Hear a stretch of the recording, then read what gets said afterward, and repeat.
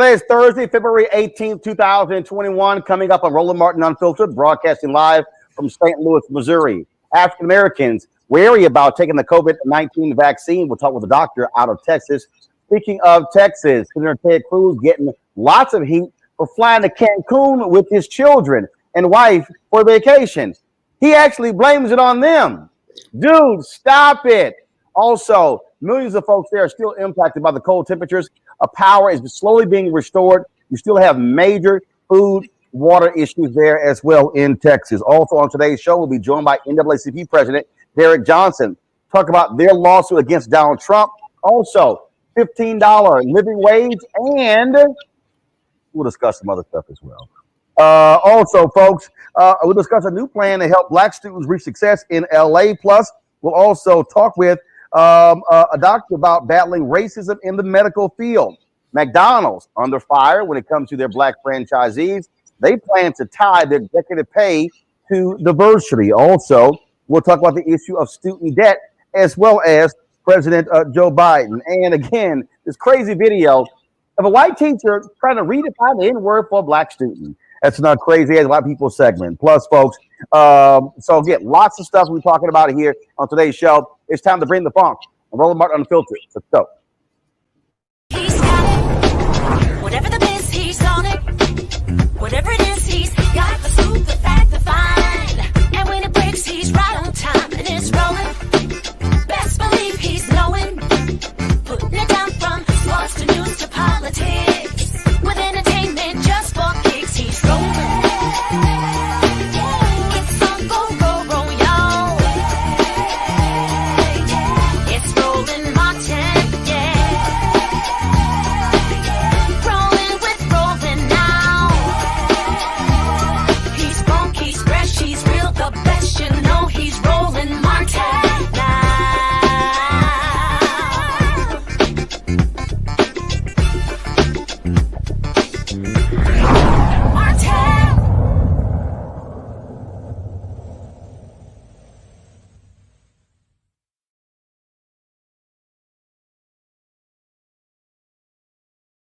St. Louis, He's got it. right across the street from Harris Stowe, HBCU here in St. Louis.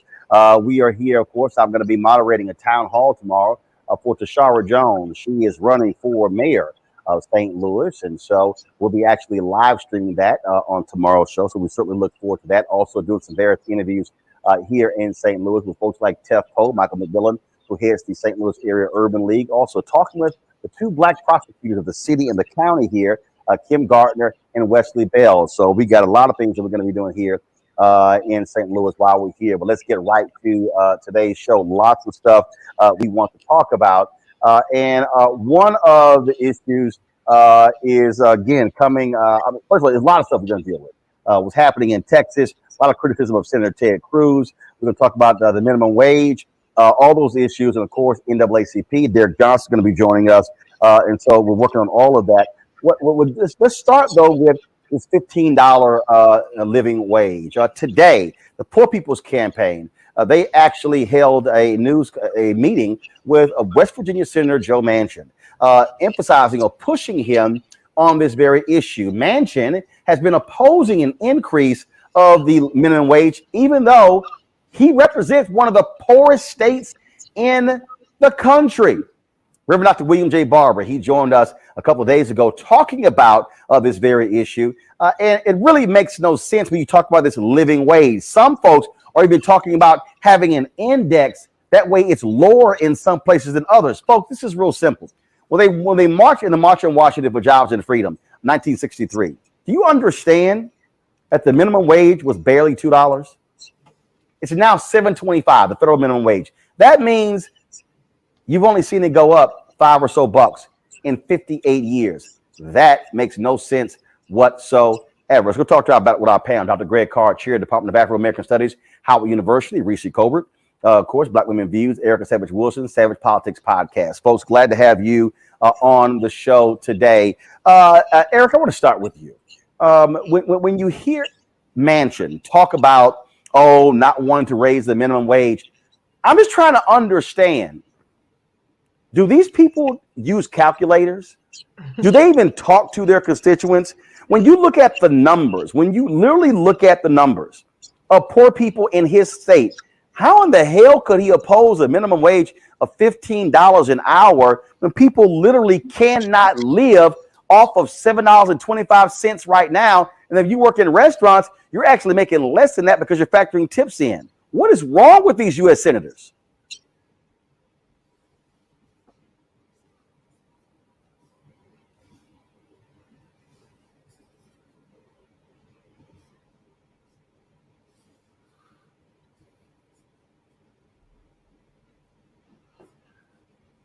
Erica? Erica, your mic is not on. I can't hear you. All right, let's go to Reese, and then we'll come back to Erica. Reese? Yeah, that, you know, these politicians after all this time have not learned how to make the political case. Instead, they just rather go with the political wins or go with the status quo. Joe Manchin is not up for re-election for another 4 years. There is really no downside aside from just playing into the Republican talking point that higher wages are job killers. And that's just flat out not true. His constituents will be the ones to benefit the most because, as you point out, Roland, they're among the poorest in the country. Also, those coal mining jobs are not coming back. And so he really should be one of the people on the forefront of pushing the economy forward, pushing the living wage forward. But I think it's awesome that the Poor People's Campaign is putting pressure on him. He and Kristen Sinema and perhaps even Mark Kelly, we haven't seen where he falls on the spectrum, will need to be pressured. We should not take that they are moderates or even conservative or right-leaning Democrats as a given. They need to be pressured just like anybody else. Erica, do you now have your mic? Was it on? Is it on now? Okay, I had no idea what's happening with Erica's audio. Greg Carr, let's go to you. Yeah, no, Reese's right. I think Joe Manchin is concerned about his donors. I mean, so you're talking about folks in insurance, finance, real estate in West Virginia. He knows good and well his people are suffering, but that's not his priority. I mean, you know, when you start talking about federal elected office holders, you're talking about people who are beholden to the constituents that support them. He doesn't want to get primaried. He wants to retain his seat. No, he's not up for re-election anytime soon.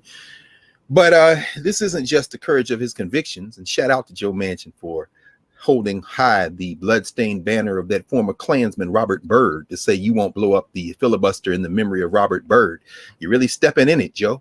But, you know, in order to be elected, you've got to rally and keep your base. And I think Manchin confronting finally the fact that he is in a state that was visited by Jesse Lewis Jackson in 1983 and 84 when he was running for president, standing next to some of those coal miners, standing next to some of those folks who are at risk of hunger and all of those things, stifling debt. Now William Barber, I think, is doing the right thing by confronting Manchin, and hopefully we will see the type of pressure put on Joe Manchin that we need to put on all elected officials. Again, they're not our friends, and Joe Manchin will break if there's enough pressure put on him. Absolutely. Look, the thing here that again that jumps out, if you just do the math, and we'll just do it right here, and I just want people to understand when you talk about a $7.25 minimum wage. That makes no sense whatsoever. Anthony, go ahead and take my iPad. So, all right. So let's say let's say you're working. Let's say you're working, 20 hours a week. $7.25 times 20. That's $145 per week at $7.25. All right. Times 52 weeks comes out to $7,540. All right. Let's say it now goes to $15 an hour times 20 hours. That's $300, okay, per week times 52. Now at $15,600. Okay, so even at 20 hours a week, if you go to $15 an hour, you're talking about going from $7,000 to $15,000. You're doubling it. If you're talking about making $7.25 an hour times 40, that's $290 a week, which comes out to $15,080. I don't know who can work 40 hours a week and live off of $15,080. But if you do the math, 40 hours a week times $15 an hour is $600 times 52. That comes out to $31,200. That's basic fundamental math. You're now talking about people who are able to come out of poverty, Reese, who can now live, who can now work. And guess what? If they're making more money, they're actually spending money in the economy. And every time you hear one of these people say, oh my God, no, we can't do that, that's going to just somehow just take all of this money away from businesses, it really doesn't support their argument, because guess what? You want people to be able to make a living wage to continue to work. Absolutely. And I mean, you know, it's proven that, you know, at that income level, you do not have the kind of people don't have the money to save. So they are stimulating the economy because they're out there maybe going out to eat more often, maybe getting their hair and nails done, maybe buying new tires or getting their brakes fixed. Also, you have a higher tax base. So instead of people being being tax receipt or, tax funded dollars receivers, they're putting money back into the government that can go to more resources for that community, better schools, better fire departments and things of that nature. And so I just think that this is the propaganda that has gone on in this campaign, the trickle down economics, that if you don't tax the people at the top, if you don't pay the people at the bottom, then everybody else is going to come out ahead. And that's just absolutely ridiculous. It's immoral that people are working 40 hours a week and they don't even make a living wage. And it's untenable. And it has been for the longest time. So it's about time that people step up. And Joe Manchin, with, as Dr. Carr said, the Reverend Dr. Barber, the Poor People's Campaign, also with VP Kamala Harris and the Biden-Harris administration, showing that we're going to go into your territory and talk to your people and make the case to them. Maybe now they will feel the pressure that they need to come on board to the 21st century. The thing here, actually, when I said that federal minimum wage, Greg, in 1963, go to my iPad, please. Folks, you'll see it right here, okay? In 1963, September 3rd, 1963, the federal minimum wage was $1.25. It is $7.25 today. That means the minimum wage has gone up $6 in 58 years. So essentially, every 10 years, it's gone up 90 cents. Roland, the minimum wage is an excellent indice for the rising inequality in this country. And that's really what Reverend Barber has been attacking, and Liz Theo Harris and the Poor People's Campaign. When we see Anna Arnold Hedgeman out of Minnesota bring together A. Philip Randolph, who was really talking about jobs in the late 50s, early 60s, coming out of that first March on Washington movement and when the Roosevelt administration in 42, and Hedgeman along with Bayard Rustin are really pushing on this. When Hedgeman brings Randolph, who was coming to DC anyway with the crew, together with Martin King, who is more focused on the civil rights legislation, namely the Civil Rights Act of 1964, it converges the fact that it doesn't do you much good if you've got these rights on the books, which are parenthetically not necessarily being enforced, not really being enforced, and you can't afford a living wage. And King makes this point over and over again. You see John Lewis saying this: what good is integrating a lunch counter when we can't buy a hamburger? And in fact, Ella Baker says bigger than a hamburger, but if we can't afford the hamburger, we have an issue. There are two things at play. Number one is the ability to live on the planet. And let's be very clear, the United States is not one state. It's 50 states and territories, meaning what? DC has a $15 an hour minimum wage. California is closest with $14 an hour right now. But can you live on $14 an hour working 40 hours a week? And you did that calculation at 52 weeks, meaning you don't take any time off. You can't live in California or DC on that, or New York City on that. And so this isn't even a living wage. That's number one. And number two, Dr. King would say this over and over again: it's about the dignity of labor. See, this is a mentality these white nationalists have. This is the mentality these corporate elites who are running many of these politicians like Manchin and others have. You act like people don't want to work. people be busting their ass. Have you ever talked to someone who works a minimum wage? And here's the danger, finally. When they push to minimum, first of all, it's an incremental step. Bernie Sanders has been saying it's incremental. You're not going to do it overnight. And when you get there, it's still going to be so woefully underpaid. But what it might do, unfortunately, which is why there are a lot of moving parts here, it might then trigger some of the other rules which raise you out of poverty for purposes of the poverty index and means you don't get other federal benefits. So, I mean, this is nefarious, man. The minimum wage should at least be $25 an hour in California.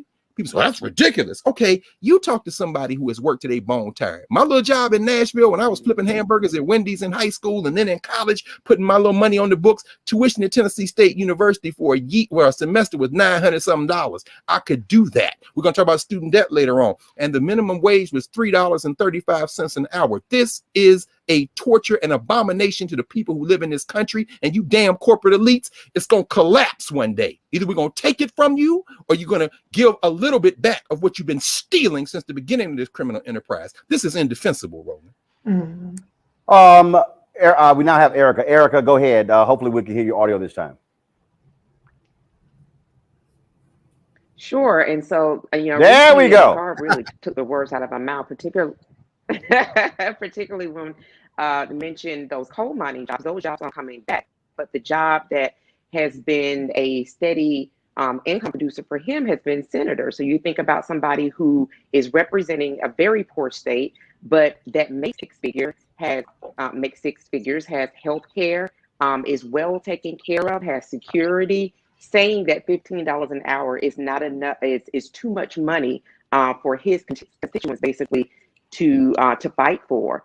And so when you begin to see that, but you see above and beyond that, Bishop Barber having folks from his community talk back to their own communities to say that, listen, the way with which we are operating is not something that's sustainable. We are in a pandemic, and now we're having to fight just to have a little bit more money so that we continue to take care of ourselves and our family. I think that was really effective, the white woman that Bishop Barber had on that was talking back to a lot of the strongholds as it relates to the economic pains that they're facing in West Virginia. So this is what is an engaged citizenry, what we're talking about here on the show week after week, day after day. This is an engaged citizenry, a citizenry that's in its place from its space, that's saying this is not going to work for us, and puts the pressure on said politicians with advocacy groups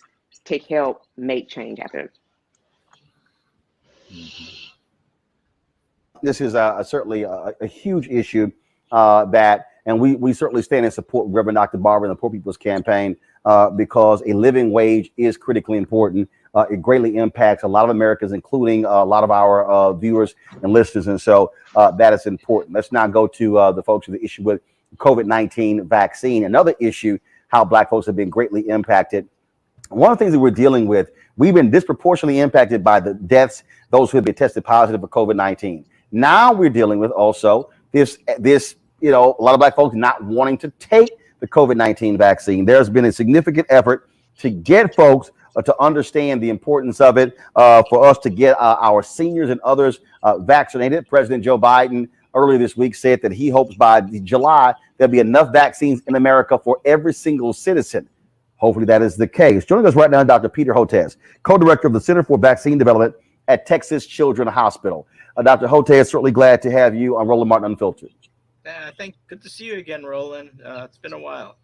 Yes, it has been. You posted something on Twitter that caught my eye when you said, I will do any and every show out here to encourage Americans, but especially African Americans, to take the vaccine, to explain to people about its efficacy, that how safe it is as well. But there's just a lot of. I saw one story where I saw an AP survey actually. 1 in 3 Americans have said they're not going to take the vaccine. Yeah, no, it's crazy. We did a study with a group of social scientists at Texas A&M, and what was interesting is we looked at the groups that are saying they may not take the vaccine or won't take the vaccine, and it came out to the same two groups that the Kaiser Family Foundation found. So maybe there's something to this because we found identical results. And it's pretty impressive. The two groups that are saying they won't take vaccines are one, Trump, we found Trump voters, and second, the African American community.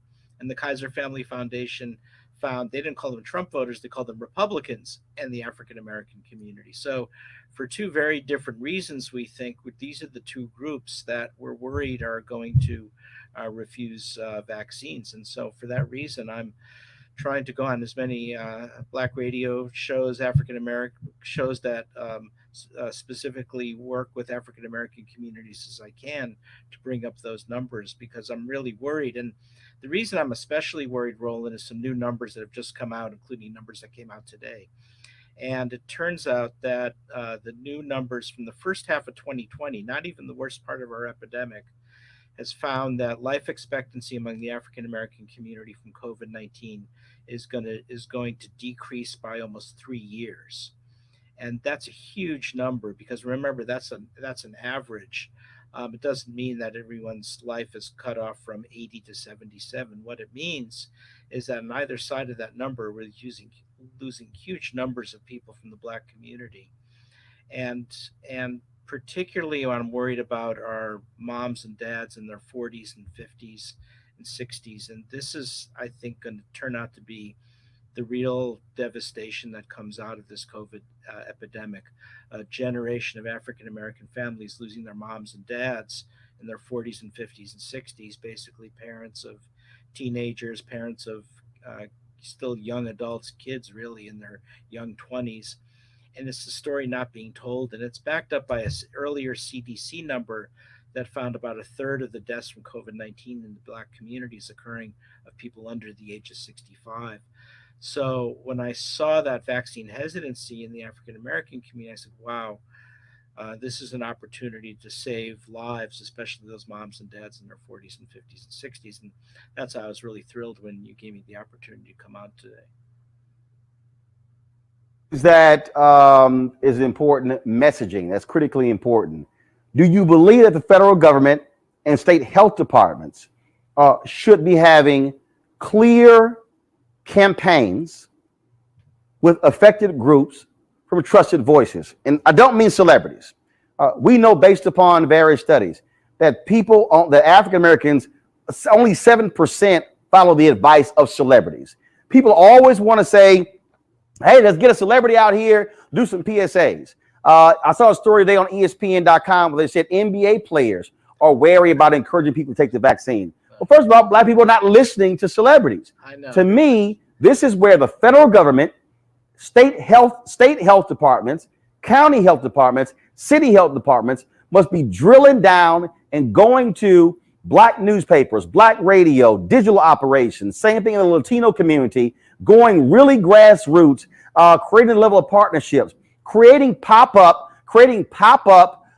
vaccination spots where people are able to get to. In the town hall the other day on CNN, President Joe Biden talked about the difficulty of certain segments of the Black and Latino community when it comes to getting online, knowing where to go, how to access. And there was some people who were upset by saying, "Oh, he said Black people can't get online." Okay, numbers don't lie. Okay, I mean, look, I had people who had to teach their grandparents who want to watch my show how to watch this show on their phone or on their television or on their computers. And so there has to be an extremely aggressive communications plan and outreach to targeted communities in order for them to be able to understand the vaccine, understand the process, and for them to understand other people who've taken it who also have not had any issues. Look, there's like 4 or 5 moving parts to this. So first of all, we have to open up vaccination sites in African American communities. And often that includes low-income communities. And we're not doing that. We're too focused on the pharmacy chains and oblivious to the fact that a lot of low-income neighborhoods are pharmacy deserts. They don't have the CVS and Rite Aid sitting there in low-income communities. So we've got to make new sites available. And I think the Biden administration gets that, and they're starting to really open that up. But also we've got to figure out what the reluctance of segments of the African American community to take vaccines, and particularly because it's been so devastating. I mean, the numbers of hospitalizations and deaths in the African American community is so much higher than the group they call non-Hispanic whites. And I think the other part of this, Roland, that nobody talks about, and I've noticed it because I'm often targeted myself, is by the anti-vaccine groups. They specifically go after the African American community. And they've been doing this, and starting in 2019, even before COVID, they staged these rallies in Harlem claiming that vaccines caused this and that, and comparing vaccines to Tuskegee experimentation, saying it's a cause of genocide. And this has been the new modus operandi of the anti-vaccine groups. They targeted the Somali immigrant community in 2017 in the Twin Cities, got them to stop vaccinating, caused terrible measles. Then they did this with the Orthodox Jewish community in 2018, and 2019 they've been targeting the African American community. So there's that component as well, and I'm really worried because, Roland, we don't have a lot of time, and the reason I say that is even though the total numbers of COVID-19 cases are dropping now, it's short-lived because we have these new variants, including a variant coming from the United Kingdom that we call B117, and what that means is that the numbers are about to skyrocket again. We're going to see more transmission and higher death rates.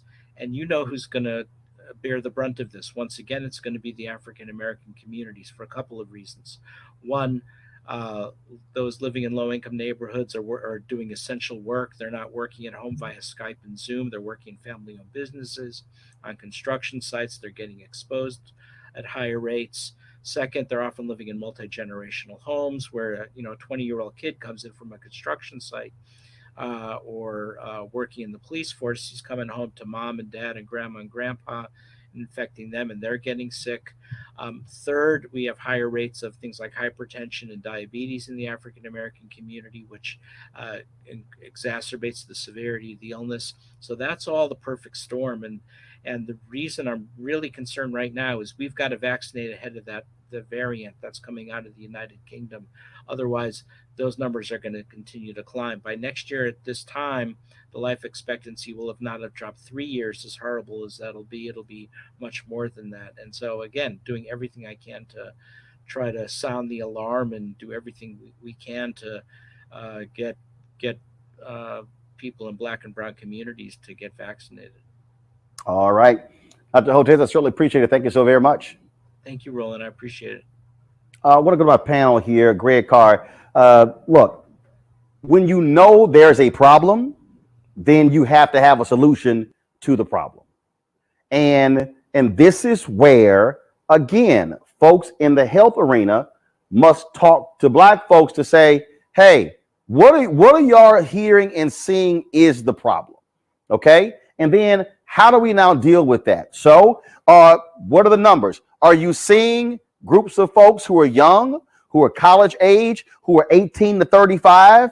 Are they ambivalent about this, or are they embracing this? Which means let's get them communicating to elders as well. There has to be that, because look, I know some Black people who like, man, ain't no way in hell I'm taking the vaccine. I had somebody on my Instagram page saying, man, I had on my goggles and my mask and my headphones when I was flying. Man, it don't take all that. I was like, look, I ain't bullshitting with COVID, okay?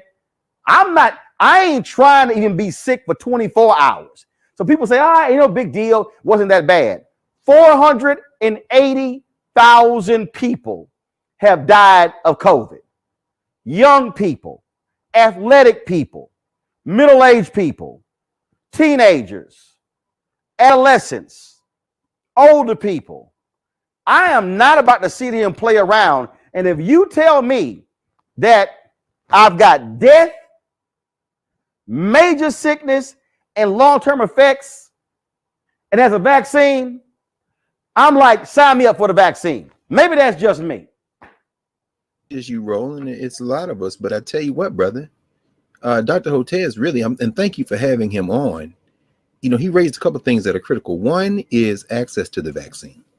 Here in Washington, D.C., I was in a conversation today with some colleagues at Howard. folks who live in the upper Northwest along 16th, right out the window here, who had to go to Southeast DC to get their vaccine. And they said once they got to Southeast DC, because the center was put there, I guess, to encourage black folk, they said over half the folk they saw getting the vaccine were white folks who had driven in. So, you know, part of it is you got to open up more centers. The second thing that he raised is very important, is that those centers have to be, well, I'm saying this as well, they have to be strategically located.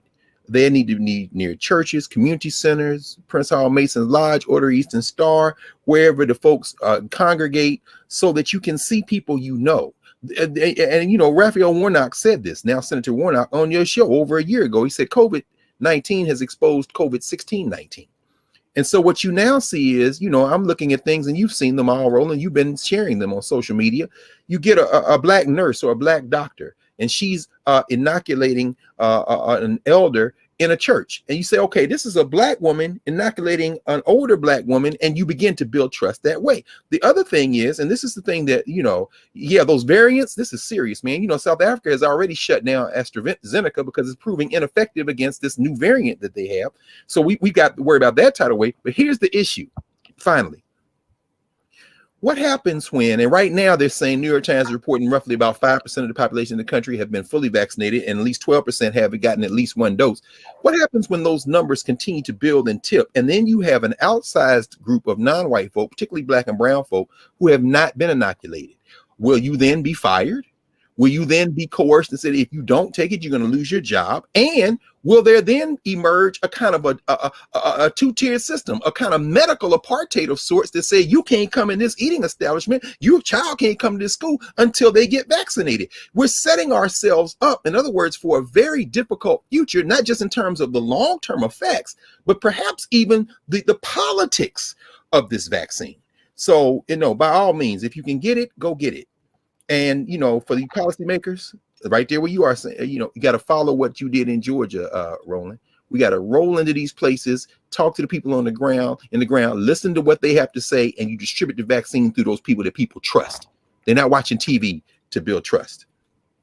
Well, and that's it. And when you talk about building trust, when you talk about what we did in Georgia, that's what it was about. It was about being on the ground. It was about being able to go there. There was somebody who posted a comment on our one of our channels that said that there are teachers in Georgia. It says, this is from Samuel Roland, teachers from Georgia are driving to Alabama to get the vaccine because they allow teachers to get it there and Georgia does not. Yeah. And so this thing is all over the place, Erica. And look, folks want to say, stop bringing up Donald Trump. But the reality is, this is an example of when you had an incompetent group of people that had no national strategy. They were like, hey, whatever you want us to do. And so we had Dallas County Commissioner John Wiley Price on the show. Well, Dallas County said, we're going to prioritize the communities that have been mostly impacted by COVID. Republicans in Austin, Texas say, oh, no, y'all can't do that. That's local control. They know what's best for their people. So that's what should have happened in this case. So what we're dealing with here are bureaucrats, politicians, in the case of Trump and his cronies, and Republicans allow it to happen, did not have a real, true, substantive rollout plan. And to Greg's point, and I've heard it, where you had stores on predominantly black towns, whole line white. It's 200 people in line and it's 10 black people. First thing you say is, hold up, y'all ain't never here. There's 200 white folks in line and 10 black people. Who knew? Who knew was available? Who was there? And so when people criticize, President Biden the other day saying, oh, he dissing black people, if a system is set up to set alerts on your phone that notify you when COVID vaccines are going to be in a particular zip code, if our folks are not that engaged with it, then we're not going to know. I'm just tired of people playing games with this because our lives are on the line. And we all know, Erica, in Georgia, Albany was ground zero for COVID-19 in 2020. Roland. All these things are true. And you know that very well because you were in Georgia. You did work in Georgia. And the first COVID death that I experienced was the week leading up to my birthday. And it was a dear friend of mine that had passed away from COVID. They rushed her to Emory to get her on a ventilator, and she passed away. That was in March of 2020. So here we are. The previous regime had no interest in rolling out a COVID strategy. They had no interest in distribution and logistics. And so we are all paying the price for that. 493, 122 people later, now trying to hurry up and spin up. And so looking at the map, we pretty much have 50 different nations within the United States. And so within those nations are all of these different counties, and all of those different counties are functioning very differently. You may have more vaccine in one county than you do to the next. And then it just depends on within that state or county if they're operating through the tiered system, if they are saying that people who are healthcare workers are going to go first, and then the second priority are those people who are 75 plus with compromised systems. It just all depends on how it operates. So that is also the importance of what is happening within your state. How are they making sure that the shots are getting in arms equitably? That is something that has really been spun out for the states to make, and those counties to logistically organize around. And so when you talk about going into places where they are very much so the home of Black folks, but you see non-Black folks that are penetrating those communities to get the vaccines. Well, if we only have about 5 to 7% of physicians that are represented as people of color or Black people that are in that space, well, how are people who are supposed to be getting the vaccine finding out about it? If all of the people that are showing up to those particular places are reflective of the people that are actually providing the service, then there's that. But then you have a standout like a Dr.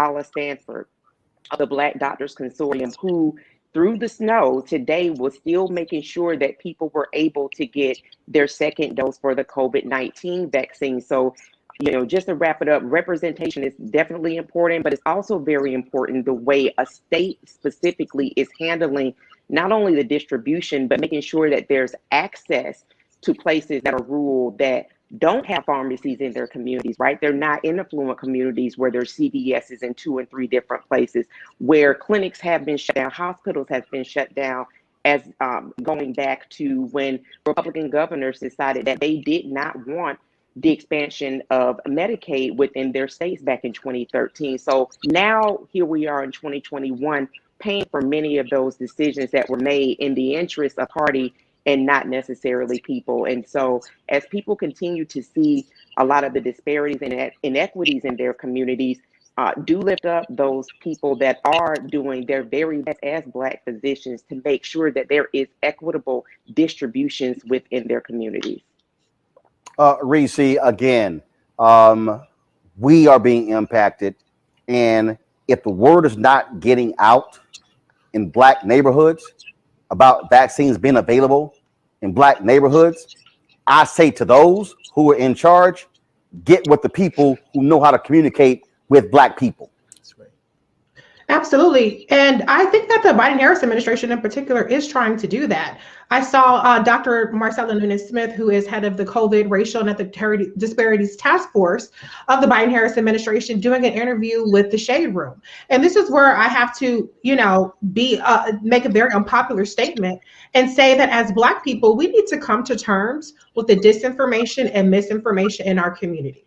Now, there are a lot of Black people out there that are doing everything that they can to get the vaccine, and there are disparity issues, there are access issues, but there are a good number of Black people out there that are spreading disinformation about the vaccine. There are people who are anti-science, they're anti anything. And let me just say something to those people. You are not outsmarting the government by not taking the vaccine. The government is not trying to kill Black people through the vaccine, because it's a real ass backwards way of going about it, of trying to kill Black people through the vaccine, but you got all the white folks signing up to take it.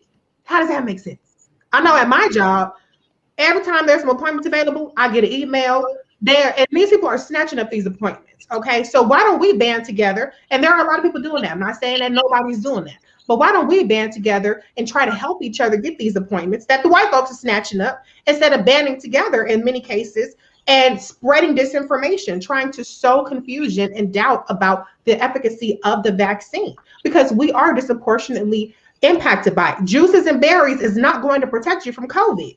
Okay, it's just not. There's no clinical evidence to show that. There's clinical trials that have been done. This is a worldwide galvanization of science. It's utilizing decades worth of science. This is not science that popped up out of nowhere. It's leveraging decades of research.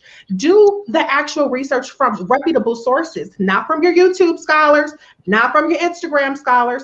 I don't understand why, when people see some random person who makes a video about their face being half frozen for a day, take that and say, oh, no, I'm not going to take the vaccine. But you ignore all of the science, you ignore all of the experts. And when you do see experts come into our communities and try to communicate to us, then you have this hostility and this cynicism towards them. So there's an amount of responsibility we have to take within our communities to combat the disinformation, combat the misinformation. And I understand this whole umbrella of mistrust and Black people have been done wrong by the system, and we're going to talk about racism in healthcare. But at a certain point, we are part of the problem when we allow this anti-science, this completely wrong information to spread and permeate in our community, and we almost make it a badge of honor to be anti-vaccinations and to be. But Reese, truth be told, one of the reasons why that kind of stuff can spread in our community, because frankly, we largely have entertainment and sports sources, and we don't have news.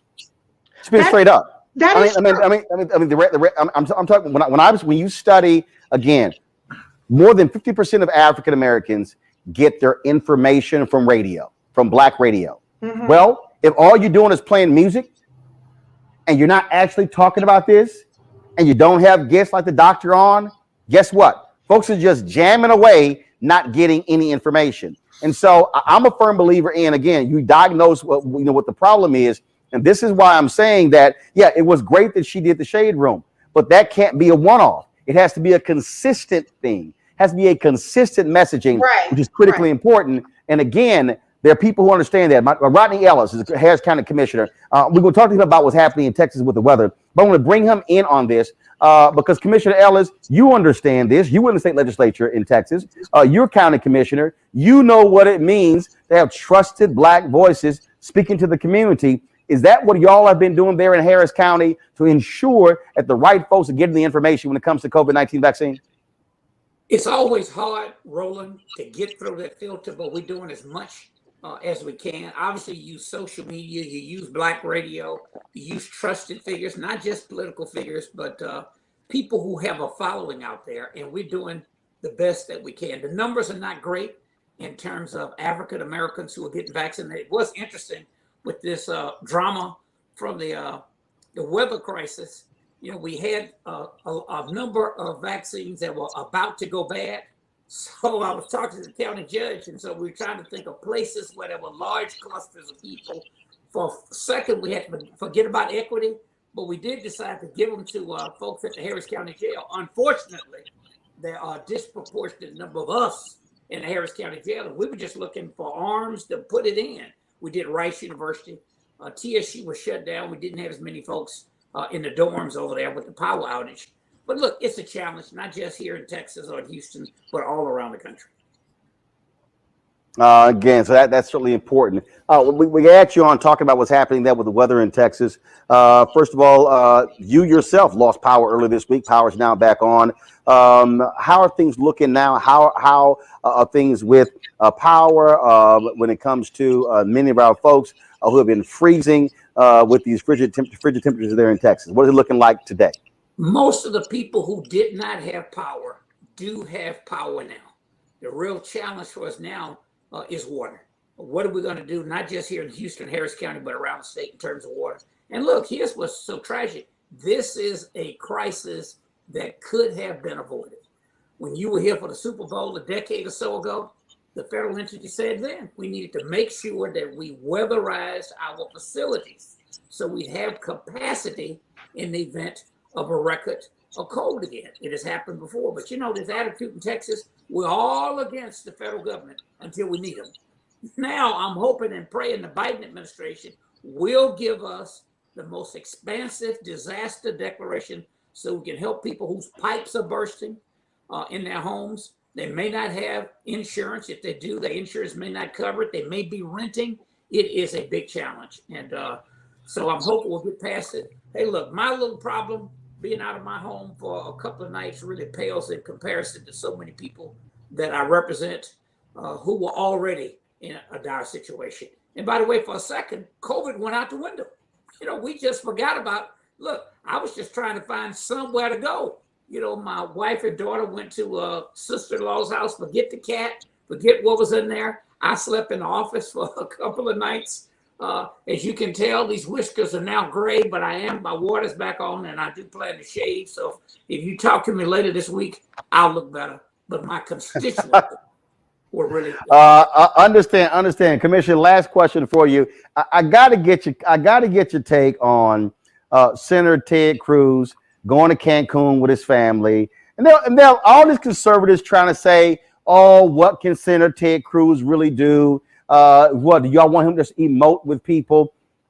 I'm sorry. You have been an elected official for a very long time.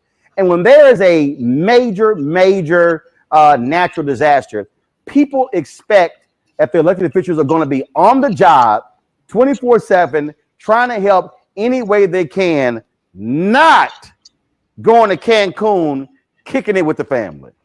Well, Mayor Sylvester Turner had a great line. I heard him say him on CNN, where the weather must be nice down there. But look, now is the time when all of us who can be here ought to be here. Forget about DR, black, white, brown. I mean, just go out and be visible and try to help people. Even if it's just people on your block. Now is the time when all of us need to be in, trying to do as much as we can. And then let's figure out how this got screwed up and how we can avoid it from happening again after this is over with. All right, then. I certainly appreciate it, sir. Thank you so very much, Commissioner Ellis, and all the folks there in Houston, all my family and friends. I said hello, and we certainly are thinking about them. And thank good, my family, the lights are back on, power is back on, and they actually have heat down there. Hey, thank you, Roland. Come home. We miss you. Well, I definitely want to get home as soon as I can. Certainly appreciate it. Thanks a lot. I want to go back to our panel here and talk about that. As a matter of fact, I want to play this video for y'all. I was absolutely cracking up at this video. I mean, it really was just hilarious. Now, this is not real, y'all. This is not a real video. This is a satirical video that was put together. So watch this. This woman she's a fake Ted Cruz spokeswoman. Watch this. Yes, Senator Cruz is in Cancun right now. But you know, here at his offices, we say big whoop. Senator Cruz deserves to relax, unwind, unplug, recharge, you know, like you would a power outlet. Or his power grid's going to go out, and we can't be having that. You know, that's too important. So he's got to take care of his light, which comes from the inside. And it's just like, why can't he have his eat, pray, love moment like everybody else can? It's just funny to me. It's funny that whenever he's here in America and he's doing his little jokes on Twitter, everybody says, go away, Ted, we hate you. But then when he goes away to Cancun, everybody says, well, where's Ted?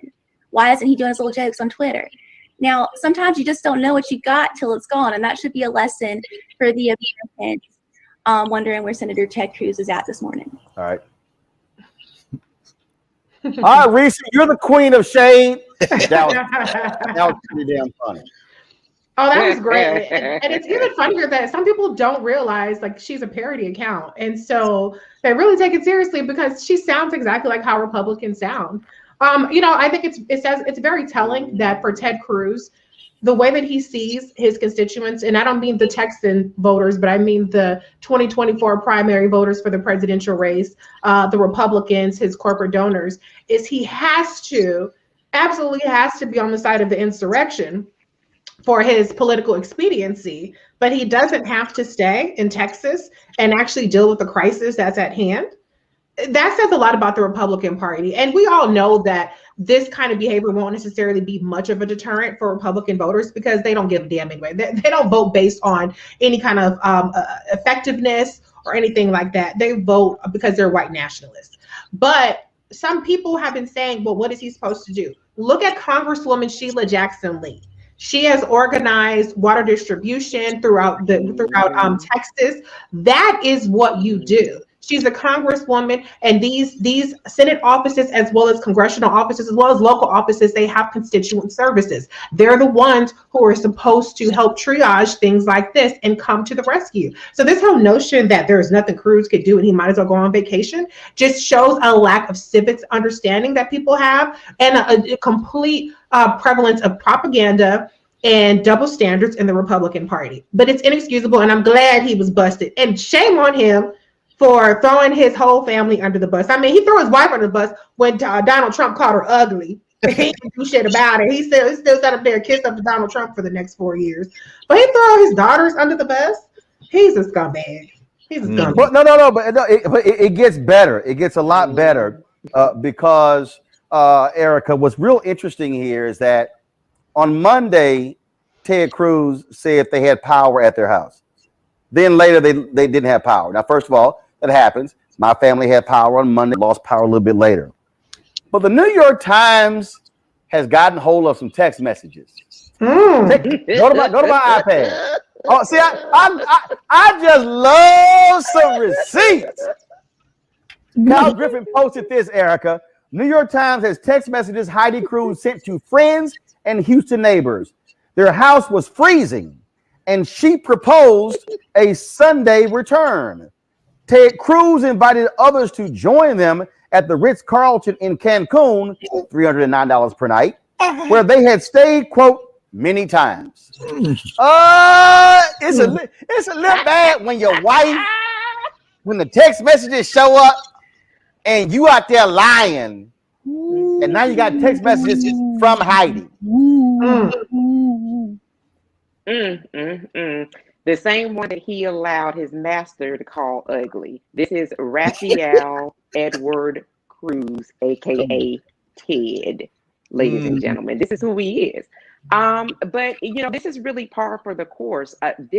Republicans are essentially a death cult, and they care nothing about anything except for proximity to power and their own elections. That's what they're wrapped up in. So this kind of behavior will be yesterday's news in a few days, because that is how the Republicans move. It is on people to have long memories, for them to know that this is the same Ted Cruz that when people were trying to vote safely, he definitely had all of the smoke for that. This is the same Ted Cruz while his state was facing food insecurity crisis was silent. That is the same Raphael Edward Cruz. This is the same Raphael Edward Cruz that made his family comfortable going to Cancun, and he followed suit with a big ass Texas face mask on.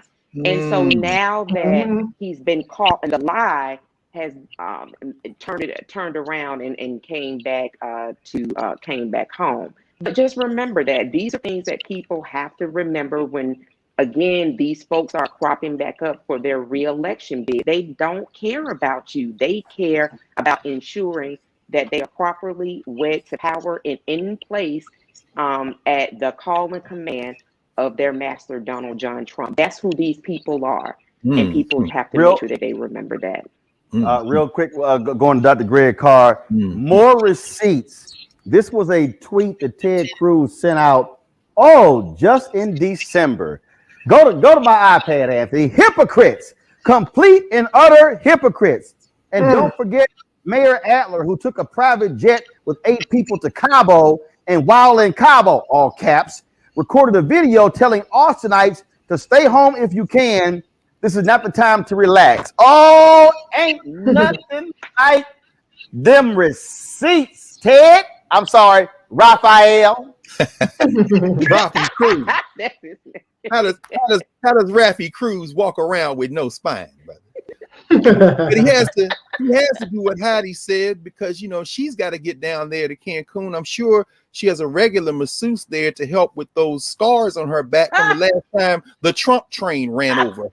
He has to do that, because if he doesn't, he can't stay in the house, hot, cold, or lukewarm, because she will spew him out of her mouth, because that's the price he had to pay when he gave his whole little manhood to Donald John Trump, as Erica's saying, and he put it in his back pocket and forgot he had it. He's probably been sitting on it the whole time.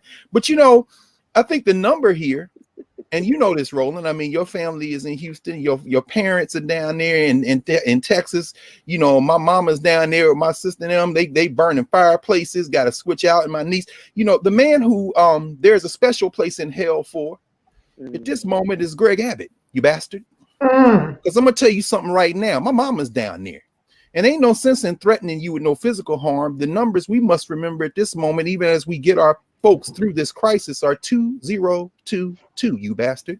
Because the oil and gas lobby that has you running around in the propaganda saying this is about the Green New Deal, you shovel mouth bastard, while people are out here freezing to death. And I got friends, down there. I'm looking on social media. I'm looking at, my friend Ayafubara Nelly, who's tweeting pictures of folks breaking off firewood to keep warm out the trees as the trees crack. And let me tell you something. You got to go, punk. And then once that's done, you go 2 years later, and then Rafi, you should have stayed in Texas. We'd have sent the bill. They got waste disposal dumps down there. You should have stayed down there. But the important thing we must never forget is that piece you showed us at the beginning, that parody. The reason in this country we can't tell the difference, as Reese just said, in terms of what's real and what's not, is because it's all propaganda. God is right. They're gonna forget tomorrow about Rafi Cruz, and his base is not going to abandon him, because you're going to have to pry their white nationalism from them, literally, in the words of Charlton Heston with the NRA, the now defunct NRA, from their cold, dead hands. They don't give a damn. All right, folks, let's go down to our next story. All right. That is, we talked about the NAACP suing Donald Trump on behalf of Congressman Benny Thompson and others for inciting the insurrection, in addition to Rudy Giuliani. Joining us right now is Derek Johnson, CEO of the NAACP. Derek, glad to have you back on the show. Can you hear me? Yeah, go ahead and talk, Derek. Go ahead. Can you hear me now? Yep, I got you. All right. When the day this was announced, I had a guest on the show who said the NAACP is wasting precious time filing this lawsuit. Said, and the guest said they should be more concerned about what's happening in the Black community. I said, well, they can actually, chew gum and talk at the same time. I don't see what the big deal is. Why did you decide to come out this quick with this lawsuit against Trump, against Giuliani? Well, white supremacy unchecked only spreads over time. History have shown us that. Domestic terrorism in this country have always been rooted in white supremacy, and primarily in the South, particularly during the times of the 2030s, 40s, and forward. And if we don't do anything to try to put this in check, the genie will continue to grow out of the box, and we will see a larger incident moving forward. What we're looking at here is a failed coup. And anytime you have a failed coup and you do nothing, no one is held accountable, you can guarantee that more people will be emboldened to try it again. This is no different than what happened in 1860s leading up to the Civil War. We must, at all costs, do all that's possible to address white supremacist behavior, particularly when they are radicalized and become domestic terrorists. Anyone who understands the history of this nation, anyone who can think themselves out of a box, know that helping Black folks is suffocating white supremacy at all costs. And anything short of that, it'd be foolhardy. NAACP, in this moment, we are representing Congressman Thompson and soon to be other members of Congress under an act that was adopted in 1871 for the express purpose to protect members of Congress from intimidation and threat and their activities of carrying out their duties as members of the United States Congress. Who else should bring this case if we're not bringing it?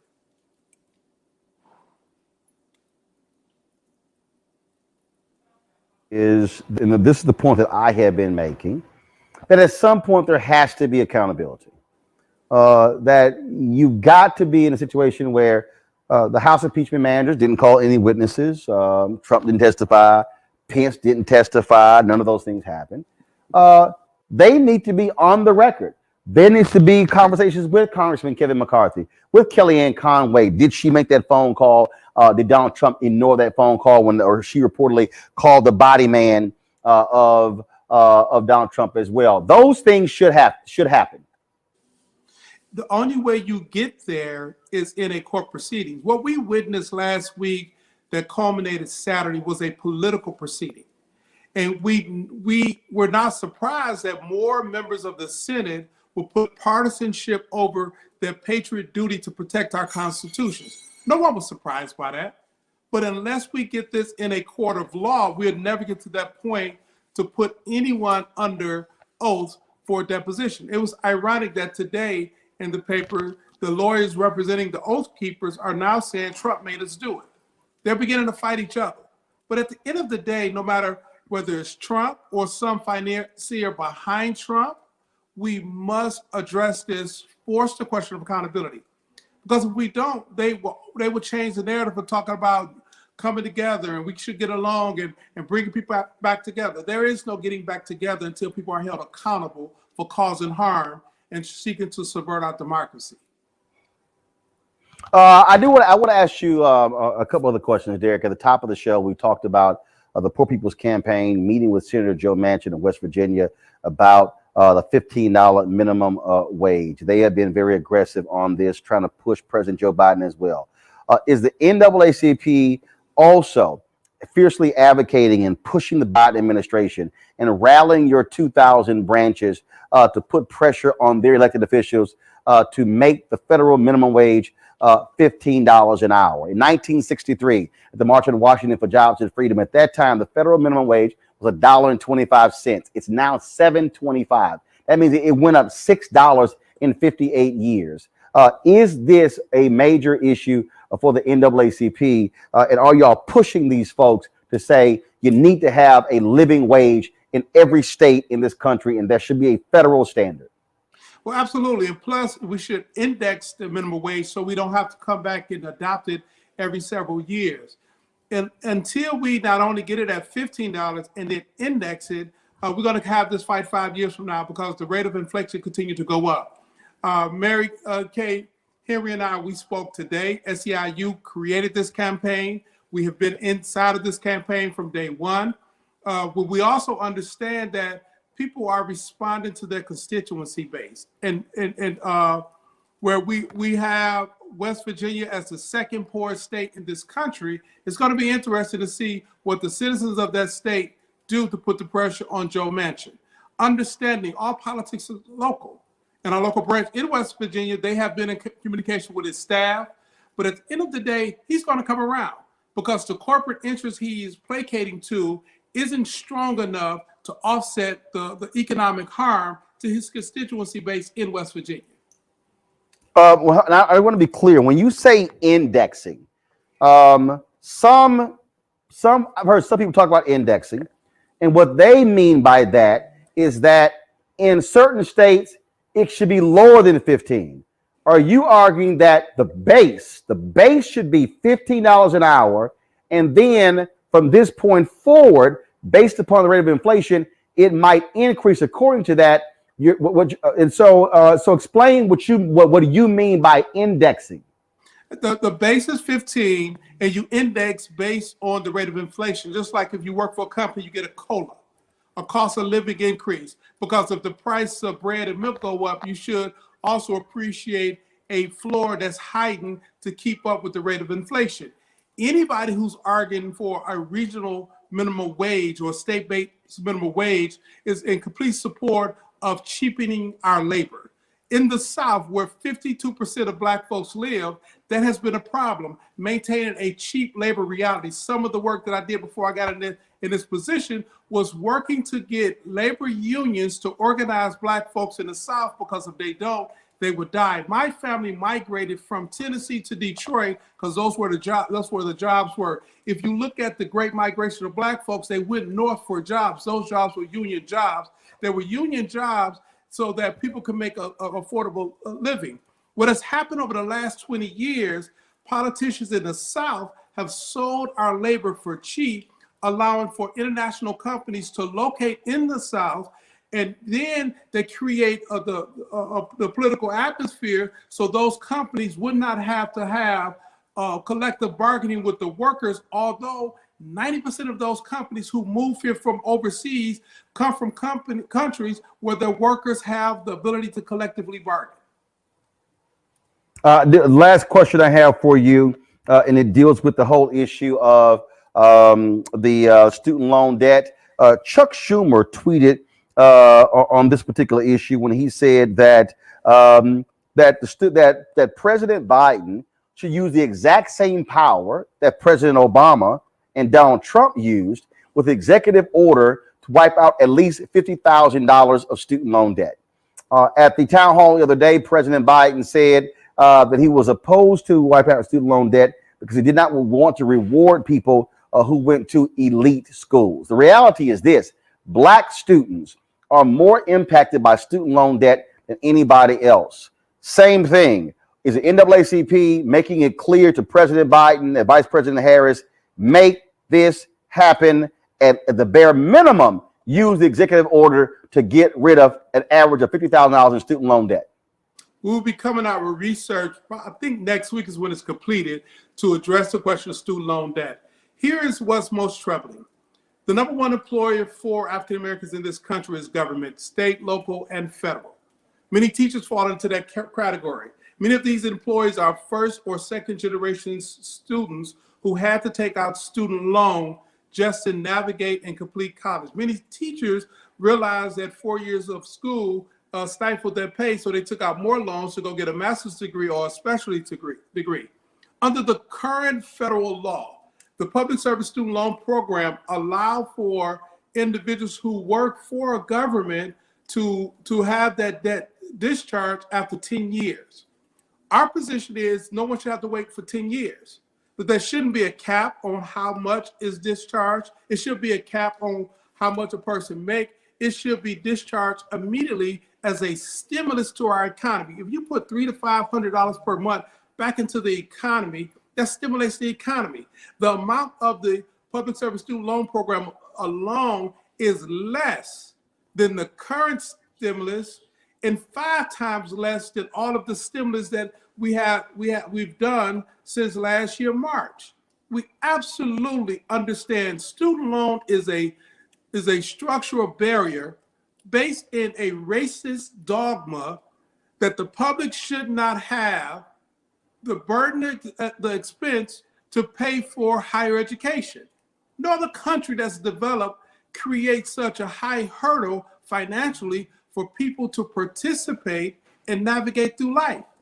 So at the end of the day, the student loan crisis, as we see it, disproportionately impact African American, is a part of the structural racist system that we currently exist in. It impedes our ability to accumulate and grow wealth. It knocks out so many people from being able to qualify for home loans, which is the number one wealth creator in our country. And so absolutely we support it. We have had this conversation with the administration. We've had it with the Secretary of Education. We will have it when we release our report next week. It is one of the top things on our priority because it's about the money. We cannot navigate if we are crippled because of debt. All right. Derek Johnson, CEO, NAACP. We sure appreciate it. Thanks a lot. Thank you. All right. Well, quickly, I want to go to our panel on this discussion.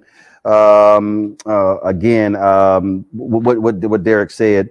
We're going to pick up the student loan debt thing a little bit later, but I do just want to get y'all quick thoughts about that. Again, going back to the issue of the minimum wage.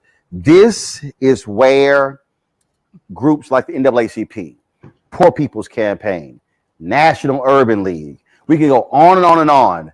Must be leveraging its power to push President Biden aggressively. Stop giving speeches saying, hey, I think they might strip it out of the bill. No, put the pressure on to say, don't you dare touch it. That is how you get a return on your investment, Reese, when folk went to the polls, because Democrats ran on this.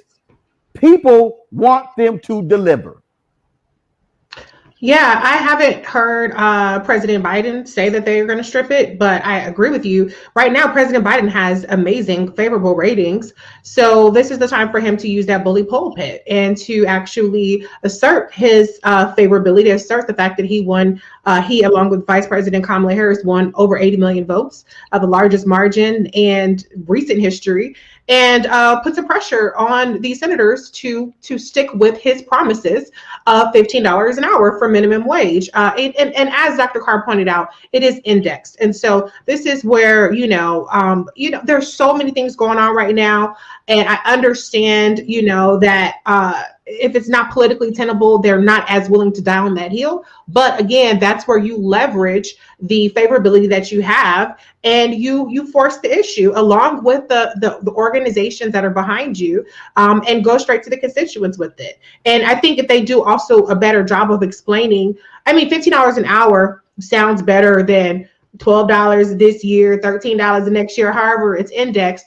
But I think that they should absolutely do more of a campaign on explaining why this is beneficial and putting that pressure on those senators. Yep, that's it. You got to use the power. That's what's important. All right, folks, I got to go to a quick break.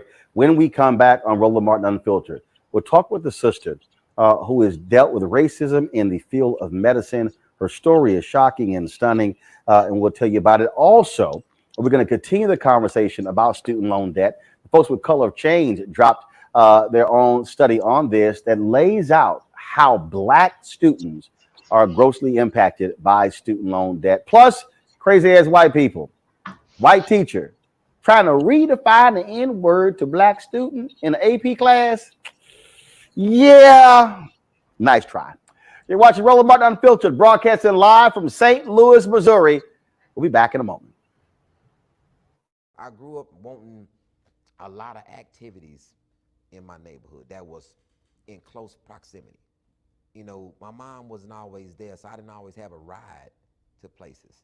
And, you want to be able to walk down the street and get to something that's some food for your soul in your community.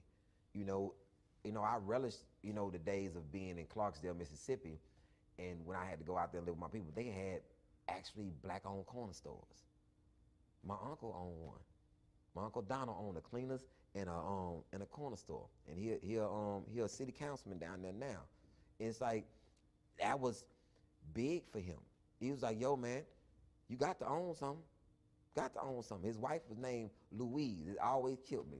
I used to call him George Jefferson. His name was Donald because his wife was named Louise, and that was big to see my family own and stuff, and it just cultivated what my dad told me.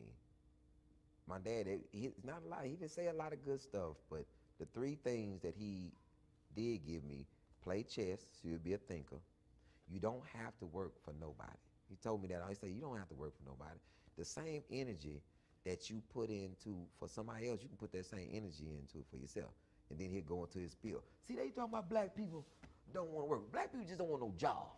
You know what I'm saying? We don't work for nobody else. We want our own stuff. That's it. Give me my own stuff. I come to work every day. You know what I'm saying? he goes to his own spiel. And like, I don't work for anybody. Hey everybody, it's your man Fred Hammond. Hi, my name is Brescia Webb, and you're watching Roland Martin Unfiltered. Ow. Well, I like a nice filter usually, but we can be unfiltered.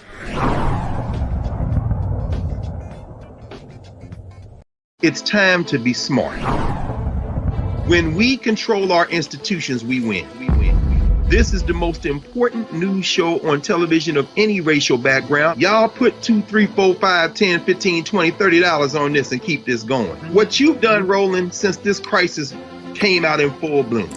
Anybody watching this, tell your friends, Go back and look at the last 2 weeks, especially of Roland Martin Unfiltered. I mean, hell, go back and look at the last 2 days. You've had sitting United States senators today, Klobuchar and Harris. Whatever you have that you can bring to Roland Martin Unfiltered to support it, please do, because this information may literally save your life. Watch Roland Martin Unfiltered daily at 6 p.m. Eastern on YouTube, Facebook, or Periscope, or go to RolandMartinUnfiltered.com.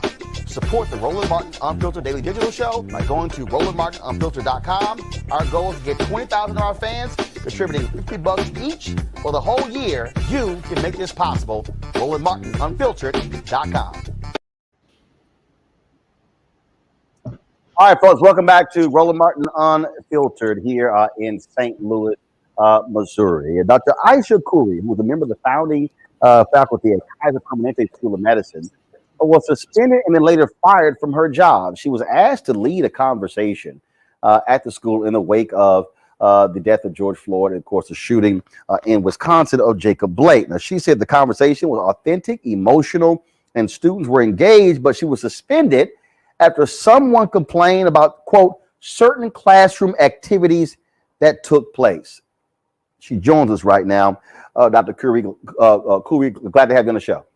Thank you very much for having me. It's wonderful to be here. I'm trying to understand this. So they asked you to lead a conversation in the wake of these incidents, and you're the one who ends up getting suspended and fired? That's how things roll at PWIs, right? So what happened? So classes started in July. You know, this is in the midst of the protests. We had just had Jacob Blake being shot. We had the Kenosha, Washington shootings. We had our own Anthony McLean here in Pasadena, blocks away from the school, being shot and killed by police. And students wanted to have a conversation about that. That week, we were also, from a medical school perspective, talking about bias and racism in medicine, talking about how Black people are undertreated when they're in emergency departments, talking about maternal death rates. We saw that with Serena Williams. And as the only Black American moderator who was a physician in my classroom, I had a very candid conversation about not only my experiences as a physician, but my experiences individually. And the conversation was very engaged by the students. And 9 hours later, I received a call saying that I was suspended. Surely your reaction had to be, y'all got to be playing a prank on me. I'm being suspended for leading the conversation that you asked me to lead. Well, I mean, what the hell did they think the conversation was going to be about? I wish I understood that better. It's a conversation I would definitely have again. And I think it's a conversation that the younger generation of trainees and students that we have coming up are ready for, and they're excited about. My students gave me incredible feedback about that session almost immediately. It's through one of my students that endorsed that my email had been suspended. He found me on LinkedIn to say that, hey, Dr. Khoury, I'm trying to reach out. I hope it's okay to reach out to you here. It was just shocking, and I was just numb for about 3 days. So you get suspended. How long were you suspended before it all of a sudden leads to termination? Ultimately, the decision was made not to renew my appointment. And so my appointment ended January 31st. But I went from having a promotion expected in an email to me from my chair June 10th. And then I get suspended from the class in August 28th. I don't work at the school for several months. And then suddenly I get a letter of non-renewal. And in that saying that, you know, I have poor work product and I have poor judgment and, you know, all of the things that they do to kind of denigrate your character and disparage you. What has been the, well, first of all, did they ever fully explain to you why it wasn't being renewed? Did they actually say a student complained, a faculty member complained, a parent complained? they give any actual reason? I never got a reason. I never got any understanding of the complaint from the class. I don't know who it came from. My students came out publicly for me on Twitter and sent several letters on my behalf to the leadership, saying that they wanted me to be reinstated. The 8 students of my class say that they are not the ones who complained. I did have a co-facilitator in the class. At the end of the day, though, I don't know who complained. And also I hold leadership accountable. If we're going to have these conversations in medical schools, and these conversations are necessary, evidenced by all of the conversation you all have had on the show today, then schools have to understand that if someone is uncomfortable, it's the school's responsibility to walk them through that. You cannot ask Black folk to do this work and then retaliate against them. I also saw on social media that there were some students, some Black students, who turned down acceptances into this medical school as a result of what happened to you. Not only did some medical students withdraw their applications, students who had already been accepted, and mind you, that comes with $200,000 of free tuition, withdrew their acceptances from the institution. Wow. It's incredible. It's really incredible. But I think what we're seeing is that psychological safety is important, and students of color, especially Black students, deserve to feel psychologically safe in school. And if questions from, I want to pull in my panel here. Dr. Greg Carr, I'll start with you. Faculty member 2, faculty. Your question for Dr. Khoury. Yeah, I'm sitting here, Dr. Khoury, shocked, sis. Let me just ask you. I mean, I have so many questions, but I suppose I'll try to keep it. Is there no faculty handbook, or I mean, it seems like this is a new faculty that's being established. So I mean, who's the accrediting body for them? And I'm reading the suspension, as I'm sure you are, as a setup for further action that they took. So in that respect, is there not a process that they are beholden to at the risk of jeopardizing their accreditation? So that's really interesting, because I did follow up with that accrediting body, and there is a handbook. The handbook is available online for anyone to read. The handbook was not followed in my case. Okay. Plain and simple. Good.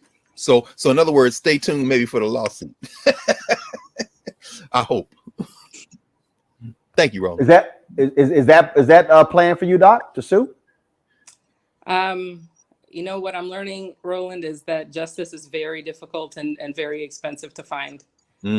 So at this point, I can't say. I can't say.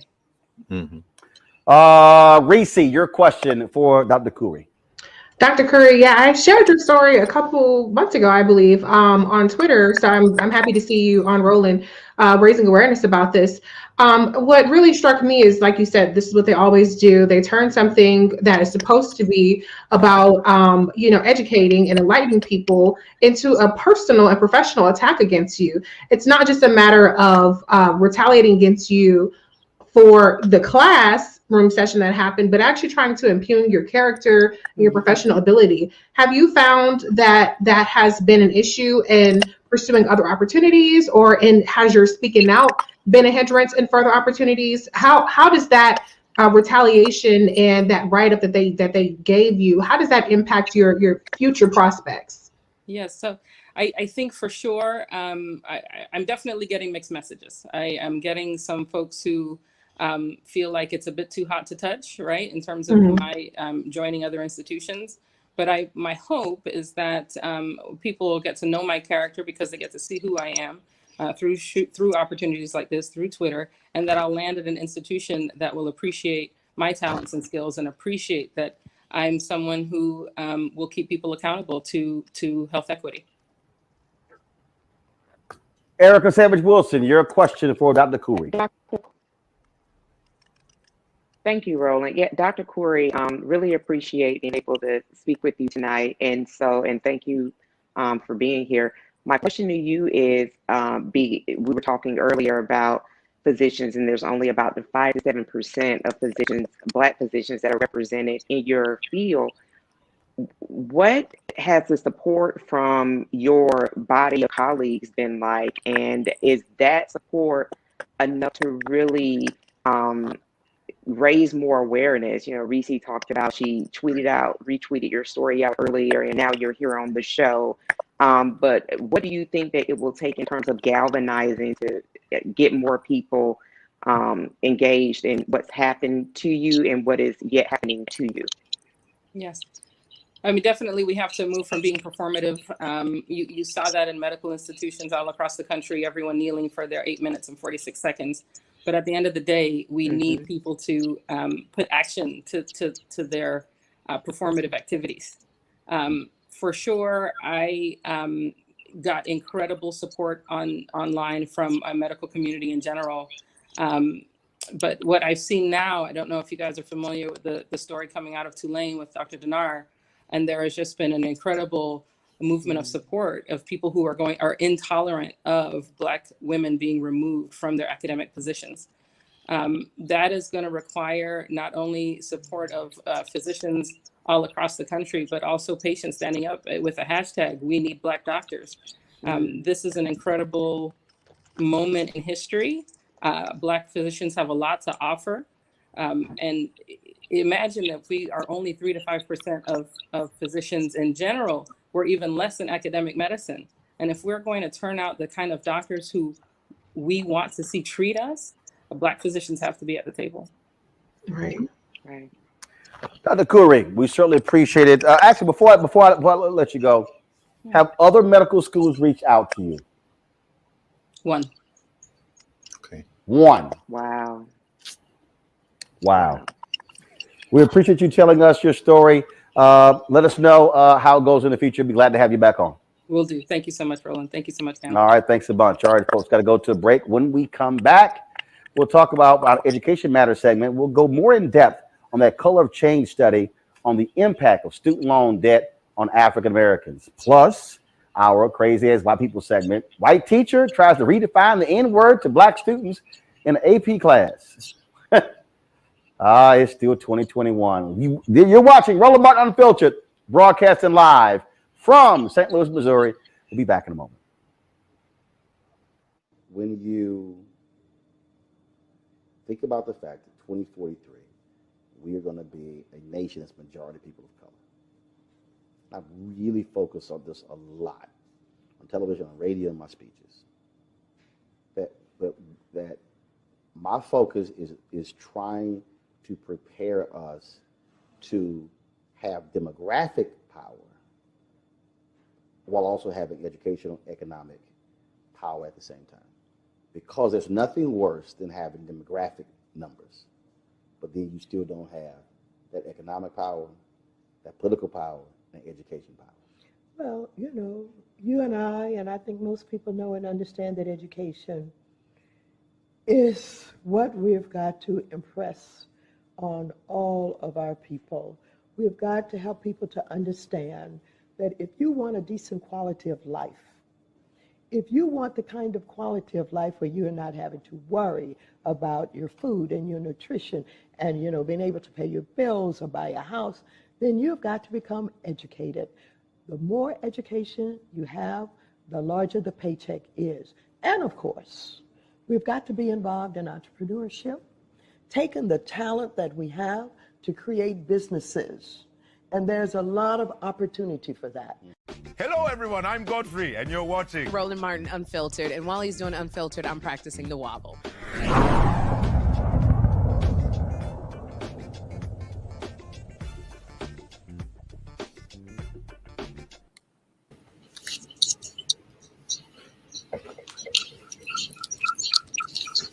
All right, folks. The board overseeing the LA Unified School District cut $25 million from the budget for school police and will use the money to help fund an achievement plan for Black students.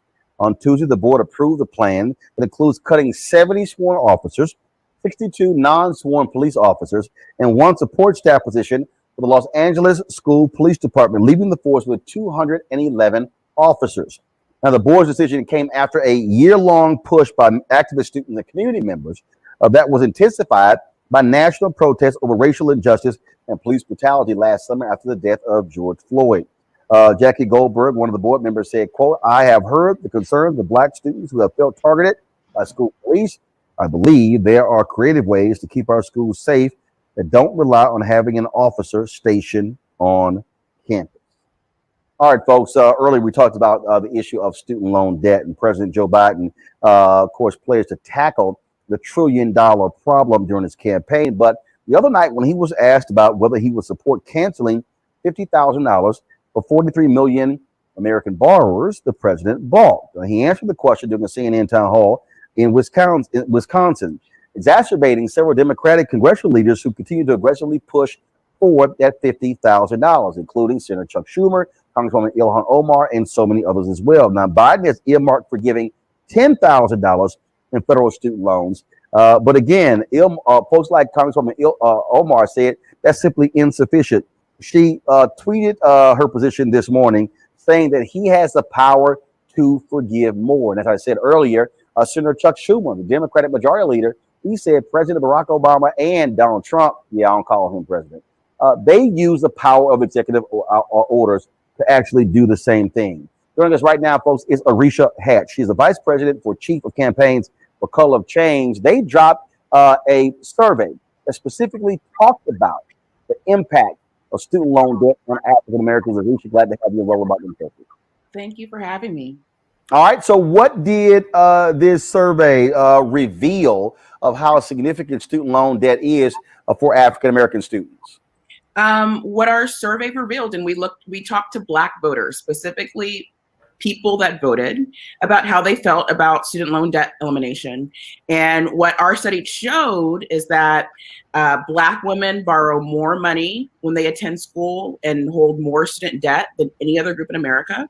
And that there is a significant percentage of people, almost 40% of folks that were polled by us, that wouldn't support a politician, go out and vote for a politician that doesn't support student debt elimination.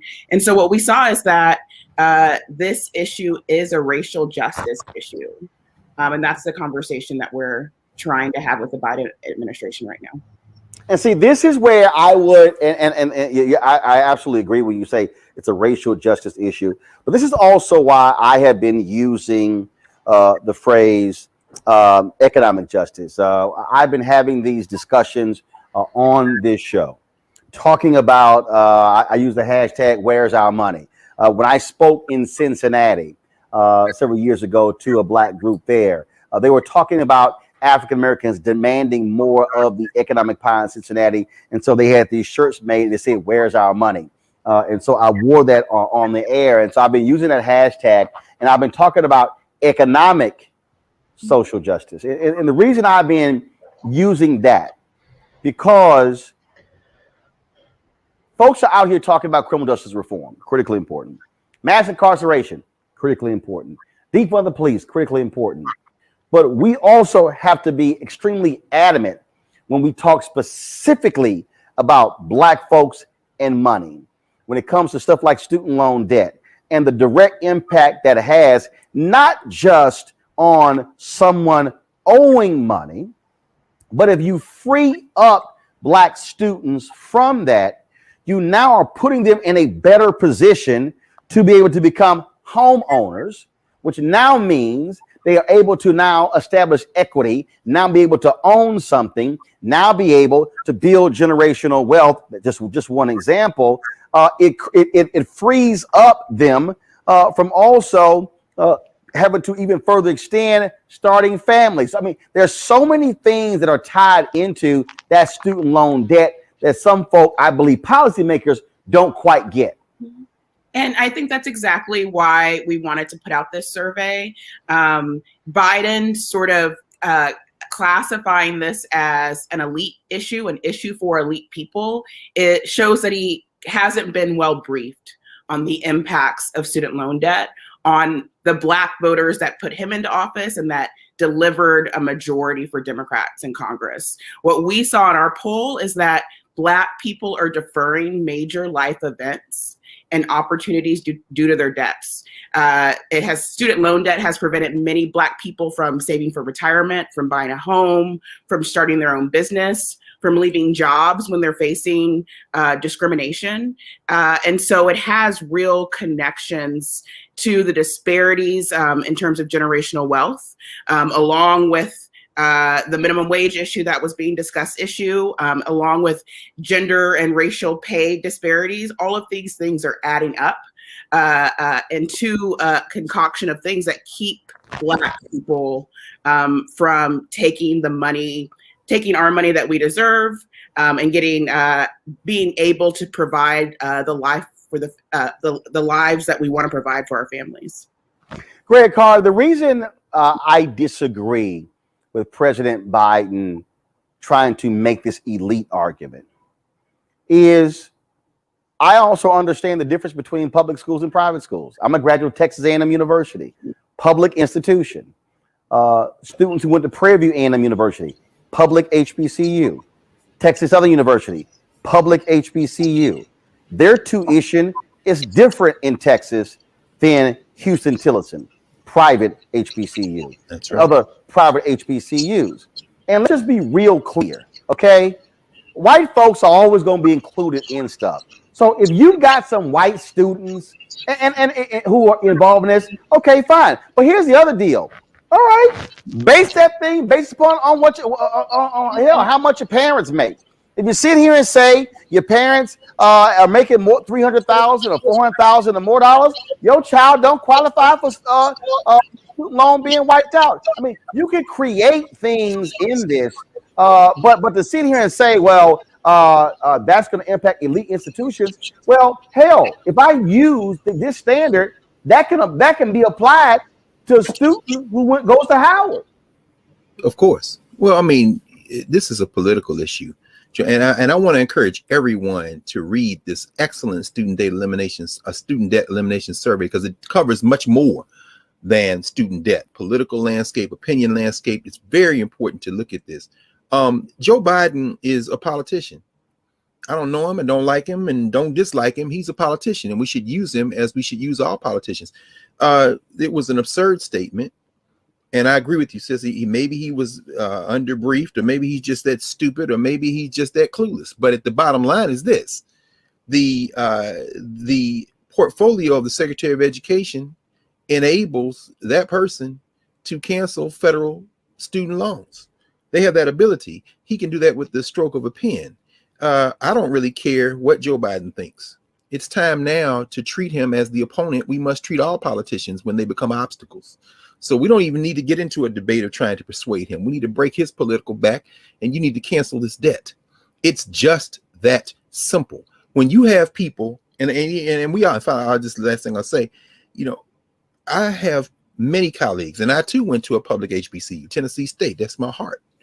I have many colleagues on faculties, Black colleagues at HBCUs and HWCUs who rent instead of own homes because of student debt that they've been carrying 10, 20, some of them 30 years. It's absurd. Joe, cancel the debt or we cancel you, because the Democratic Party is playing with fire on this one. Go right ahead, respond, Risha, go ahead. I think it's absolutely right. Obviously the country is facing severe issues. I want a competent COVID response. My family needs that, desperately needs that. But this is going to be a real conversation that this administration has to contend with.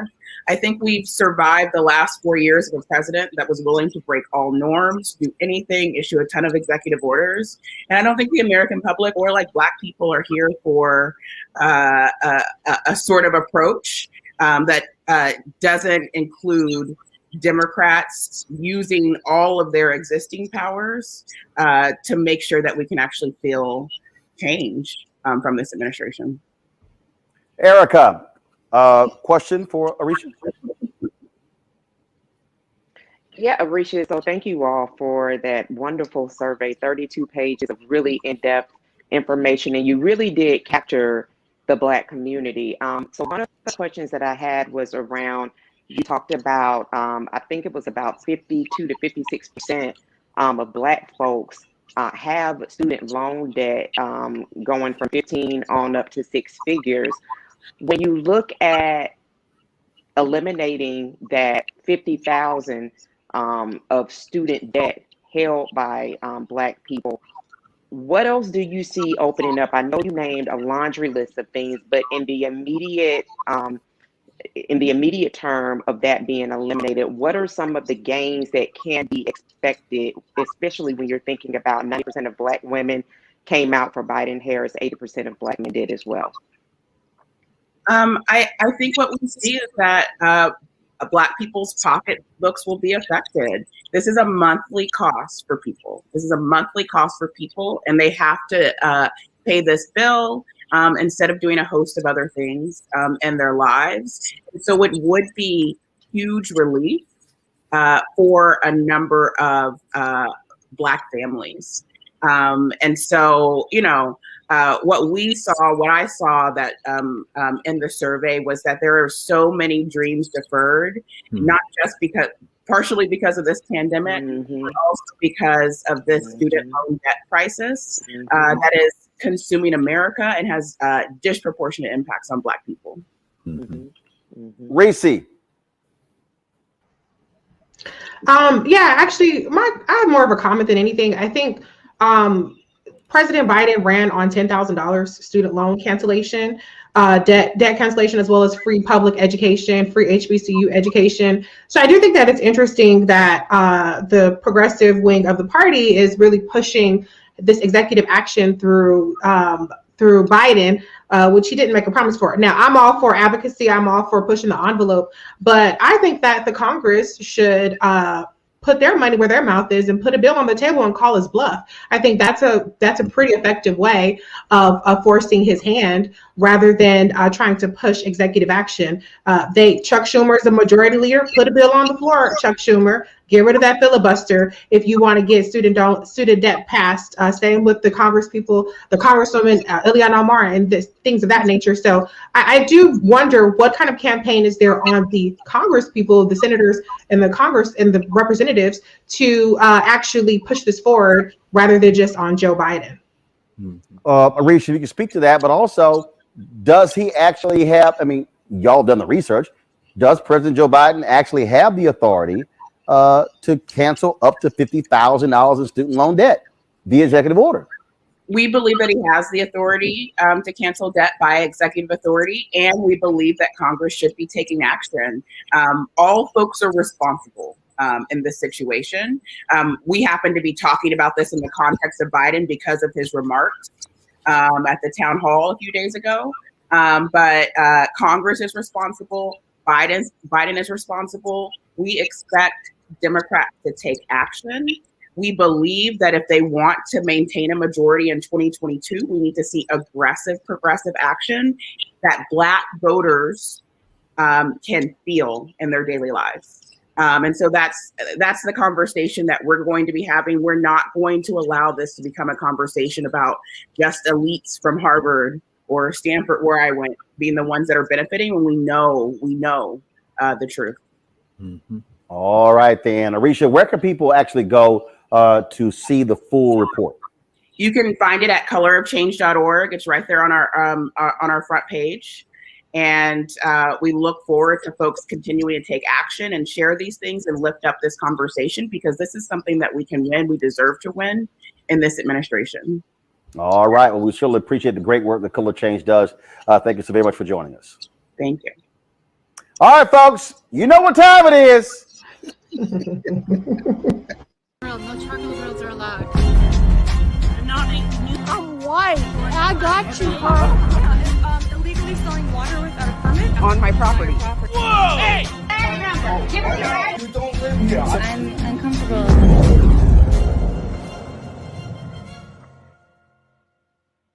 This took place in Florida, where they were in the AP history class, and this white teacher decided to, let's say, educate these Black students about the true meaning of the N-word.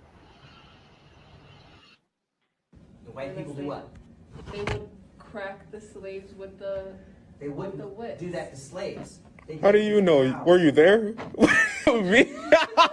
Like, how do you know? Let me help you out with your, okay? Before I kick you out. How? For why? You want to have an honest conversation? Let's have an honest conversation. Don't give me the ha ha he he ho. Let's have an honest conversation now. Okay. That's what I want. That's what we're here in AP for. If I call somebody the N-word, what am I calling them? The N-word?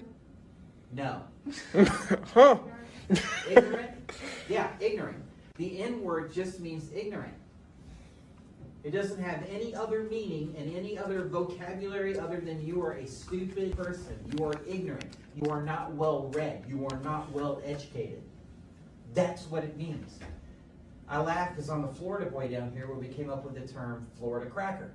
Well, everyone thinks Florida crackers like racist. What's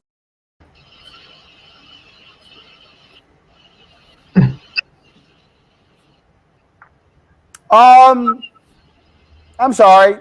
So, Reese, if the black student didn't call the teacher the N-word for being ignorant, well, the teacher would have said, okay, great usage. No, absolutely not. And I hope that Dr. Carr pulls out some of his words that he likes to hear. I almost wish you would have went to Dr. Carr first because I know he's going to kill it. I know he's going to kill it on what doesn't have racial connotations for white people. You know what I'm saying? I got a pension, so I can't be the one to say it. I want to go ahead and I want to have you and Erica talk first. Then have Dr. Carr close it out.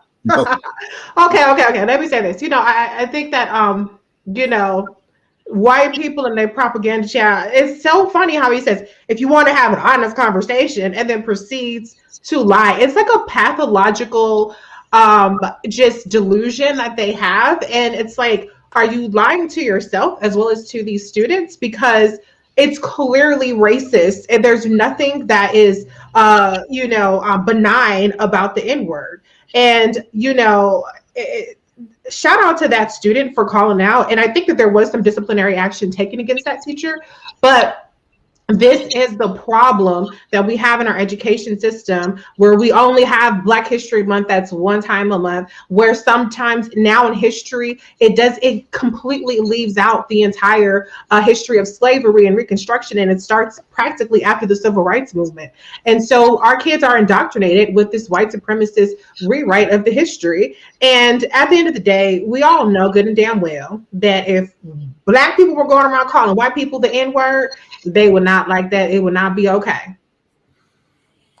Erica.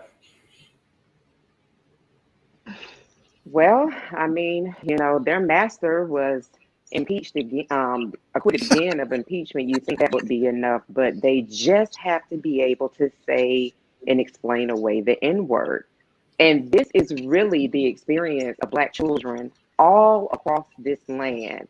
This anti-Blackness is global. This real need to really make sure that Black people understand our own is something that's really systemic. And so I say to parents, you know, listen to your children, whether they're in school or whether they're participating in virtual learning, around any type of aggression that they get from teachers. I know myself have been thrown out of plenty classrooms, but I have also been very present when my son was in school, because I understood those psychological, that real warfare that he went through on a day-to-day basis as a young Black person wanting to have his mind intellectually stimulated by a group of people who don't feel otherwise. I don't really see them as actual 100% human beings. So, you know, kudos to this young man and for using social media in a way that really does showcase to his peers and other people that these are things that are happening in the classrooms. And so continue to pick those pieces up on video. This has definitely been a charge that we have had to keep for an incredibly long time, in and out of the classroom. Mm-hmm. Greg Carr, you back and clean up. No, brother, I may strike out on this one, because I tell you what, I was watching that, I was being kind of contemplative about it. You know, why do I say that? That's an AP government course. That young brother, if it's anything like the AP courses I took at Hillsborough High School in Nashville, my AP English course, the teacher was Black, Ms. Vaughn, and she and I were Black. And I don't remember if there were more than 2 other Black people in the room. It's an advanced placement course, which means there's an AP test, which will give him college credit if he scores above a certain number. See, in other words, what he's confronting is not just a hillbilly who calls himself a proud Southerner and a proud Florida boy and talks about being a cracker in that 10-member department, social studies department there at Island Coast High School. So it won't be kind of hard to figure out who he is. He's not just confronting that classroom. He's confronting, this is what we talk about when we say systemic racism. See, because the Educational Testing Service writes the AP exam. I remember when we did the Philadelphia curriculum for the mandatory African American history course in Philly, we began to draw up plans to do an AP African American history course. Why? Because if we could do that, then you can get credit for it going to college. However, this is how the game is played, whether it be the SAT, the ACT, whoever's writing the test is going to determine the cultural logic of the test, what's going to be on the test. There's an AP test that's connected to that. He's in there trying to plot his future. So he can't just leave the class, because that means he's going to give up that AP credit on his transcript. And when you hear those other voices in there, those are probably white students. And then when you hear the teacher threaten him with, we're not going to have the boop, boop, boop, boop, boop. That's because this racist is saying, nigga, you shouldn't be here in the first place. You're in here playing in your hair. You got your earbuds in, which of course is a personal peeve of mine as an educator. But I know these young people. This guy right here is looking at him like, I don't want you in here anyway. I'm getting ready to put you out. So he's going to push the envelope. Finally, in schools like in prisons, First Amendment rights are diminished. The courts have established that, you know, since the beginning, really, of this criminal enterprise called the United States of America. And so this young man, this teenager, is not only putting at risk the possibility of getting this AP credit because he's trying to go to college somewhere, he's also putting at risk the possibility that these hillbillies down there at Island Coast, the board chair, Debbie Jordan, has said the video has been sent for investigation, that they don't flip it and turn it on him for putting it on social media. We must now protect this young man, because what he stepped out on is a problem that's facing all of our young people in this hillbilly hick country, where they can actually begin. Well, let me slow down, because guess what? Your little country coming apart anyway. So let's back this brother so that we can get him through this process, because by my count, we're in the spring semester and we're basically coming into March next week. So he's trying to get his AP credit. We'll have to wreck the curriculum another time, but he put it all on the line right there. All right, then. Well, that is it for today's show, folks. I'm going to do this here. I want to get some shout out to some of our fan club members. Wendy Bridges, Renetta Hackett, Dana Durson, Michael Stowe, Barbara Flood, Laura Fennell. I certainly appreciate all of you being contributors to our Bring the Funk fan club. Thank you so much. Again, folks, your donations really make it possible for us to do what we do. I'm going through here. I'm going to pull up some other names in just a second. One of the things that we have been, we're here in St. Louis because on tomorrow, I am going to be doing a town hall with Tashara Jones, a sister who is running for mayor of St. Louis. Remember, she ran last time, barely lost. She's now running again. The election is going to be in April. And so I'm going to be moderating a town hall. We'll be live from 6 to 7 p.m. Eastern during our regular show. But then in the second hour of the show, it's going to actually be the town hall here in St. Louis. It is in, I think it's called the Omega Room. I'm looking for it. She told me, she said she apologized. She said it's going to be socially distanced. She said for having me to go to the Omega Room. I was like, don't worry about it. I said I'll go ahead. And they lucked up. I was going to sit here and rock a whole bunch of alpha gear going there, but I'm gonna go ahead and just rock our Roland Martin Unfiltered stuff, and so I certainly appreciate that. Let me also we're here at the Aviator Penthouse here in St. Louis. Y'all can see the law, and literally when I say we're across the street, I'm talking about right there. If you like, right across the street is Harris Stowe, HBCU here in St. Louis. I've spoken on that campus on several different occasions, and so we certainly appreciate that. So we sort of love this look. Y'all remember when I was in Georgia, we had that living room look, and I really liked it. And so we said, hey, let's do that thing here And so we certainly appreciate the folk with the Gould Company. Keenan, go ahead and show their logo for allowing us to be able to do the show from here. The interviews that I'm going to be doing, we're going to be shooting those interviews here this weekend as well. Tomorrow, I'll be interviewing Wesley Bell, Kim Gardner.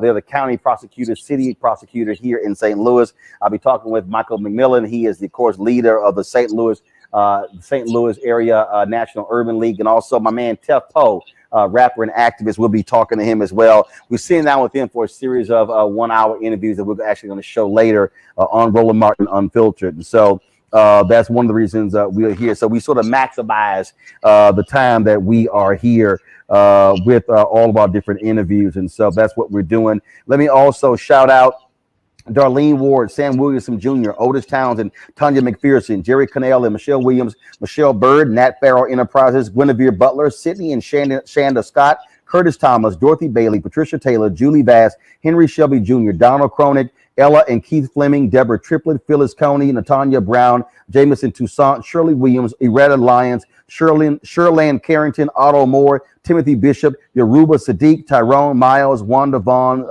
Zaleen Moore, Rudolph Living Trust, Earl Johnson, Arthur Rooks, Melanie Tittle, Jeanette Sanders, Don Davidson, Lisa Jenkins. All of them have contributed $50 or more to what we do. Let me go ahead and say this here. Anthony, go back to the other shot. So just so y'all understand, that shot right there, just so y'all understand why your support matters, for what we're doing, not just allowing us to be able to travel here and to do those kind of different interviews. Next week, we're going to be traveling. We'll be in Atlanta, Tuskegee, Alabama, as well as Jacksonville, Florida. And I am working on a project with Facebook that is allowing us to do a series of conversations, intergenerational conversations. And we're going to be having the conversations with Cliff Albright, co-founder of Black Voters Matter, Ambassador Andrew Young. Then we're going to have a conversation that I'm actually be interviewing Fred Gray, 90-year-old Fred Gray, who Congresswoman, or the historic lawyer, who Congresswoman Terry Sewell has put up for President Joe Biden to give him the Presidential Medal of Freedom. I tweeted this, that I believe that Fred Gray, that President Biden should give Fred Gray the Presidential Medal of Freedom. He also should give it to Reverend Dr. Jim Lawson, the creator of the Nashville movement. I also believe posthumously he should award a Presidential Medal of Freedom to Ella Baker and to Reverend Dr. Ralph Abernathy. Out of all of those civil rights luminaries, Abernathy and Baker have not been honored with the Presidential Medal of Freedom. They are deserving, and so is Dr. Lawson, and so is Fred Gray. So I hope others take up that cause. Then we're going to be having in Jacksonville, Florida, intergenerational conversation, Tiffany Lofton, Dr. Janetta B. Cole, and then Philip Agnew, a co-founder of the Dream Defenders, with Charlie Cobb of SNCC. And so we're working on a couple of others, and so we're working on that right now. And so that is what you're able to do. And I'm gonna go ahead and say this now. We are in the midst of working on a new location to do our show from. And so this look that you're seeing here, don't be surprised if you see something very similar in the location that we've already scouted. I'm not going to tell you where it is. It's close to where we are right now. But it's going to give us even more flexibility to do the show, to give us different looks. And so we're looking forward to that. And so your support, I told y'all, I'm going to always share with you the things that we are doing, to be very transparent, because I want you to see what your dollars are going to support. More than 5,000 of you have been watching us on YouTube. If you give on YouTube, that's great. But remember, we only get 55% of all donations there on YouTube. So so they get 45, we get 55. So you give to us direct, and when it comes directly to us, all 100%. Cash App is $RM Unfiltered. PayPal is paypal.me/R Martin Venmo.com/RM Unfiltered. You also have Zelle. Email is Roland@RolandSMartin.com. Also, you can send a money order to New Vision Media, NU Vision Media, Inc., 1625 K Street Northwest, Suite 400, Washington, D.C., 2006. And so that's how you can support us with our fan club there. That is it for us, folks. Don't forget, first of all, let me thank again Reese. Let me thank Greg. Let me thank Erica for joining with us. Normally, We are going through our studio. We use StreamYard today. Shout out to Keenan, who was actually dealing with the guests and directing all that sort of stuff. Well, because of the snow, it was difficult for my staff, some of them to get out of the neighborhoods. And so we did not use our normal system. But hopefully you didn't have too many problems. Again, y'all know we're going to work technology the best way that we can. We always have a plan B, plan C, and plan D. But I just really want folks just to understand that when you support this show, you are supporting a Black-owned media company that is speaking to the interests and the concerns of Black people. The conversations that we had today, you're not going to get that intense dialogue anywhere else, and that's why it matters. And again, when you support what we do, and Erica, you were there when I was in Georgia, this allows for us to be on the ground. When Tashara was running, I said, look, and there are 3 Black people who are running. I ain't heard from the other 2 Black people running. But Tashara said, hey, would you bring your show to St. Louis to cover the mayoral race? I said, sure, I'll be there. I said, I'll be happy to moderate the town hall. And her people said, good. So that's why we're here. We want to do this in other places as well. I just saw that state representative Malcolm Kenyatta has announced that he is running for the United States Senate out of Pennsylvania. Okay. I just saw that come across. Y'all need to understand, we're going to be doing more of this. Us taking, and as we get out there, trust me, I'm going to eventually get the COVID vaccine, but we want to be on the road, taking this show on the road, not being in DC, being able to have socially distanced events, being able to have various town halls. There's another one we're going to have coming up next week. I'll give you more details about as well, but that's what this is about. Recently, when we talked about COVID vaccine, when I was talking about how we got to be driving information, that's what we really have to do. And so we want to do more of that. And so trust me, there are other races that we're covering. And I'm telling you right now, to the DSCC, y'all better be ready to fund Black media, because I'm telling you right now, we're going to put the Roro Mobile on the road and we going to Pennsylvania because we're going to take out Republicans there. Toomey is retiring. We going hard in North Carolina. Oh, Lord Trump, if your ass run, we going to be hell on your ass in North Carolina.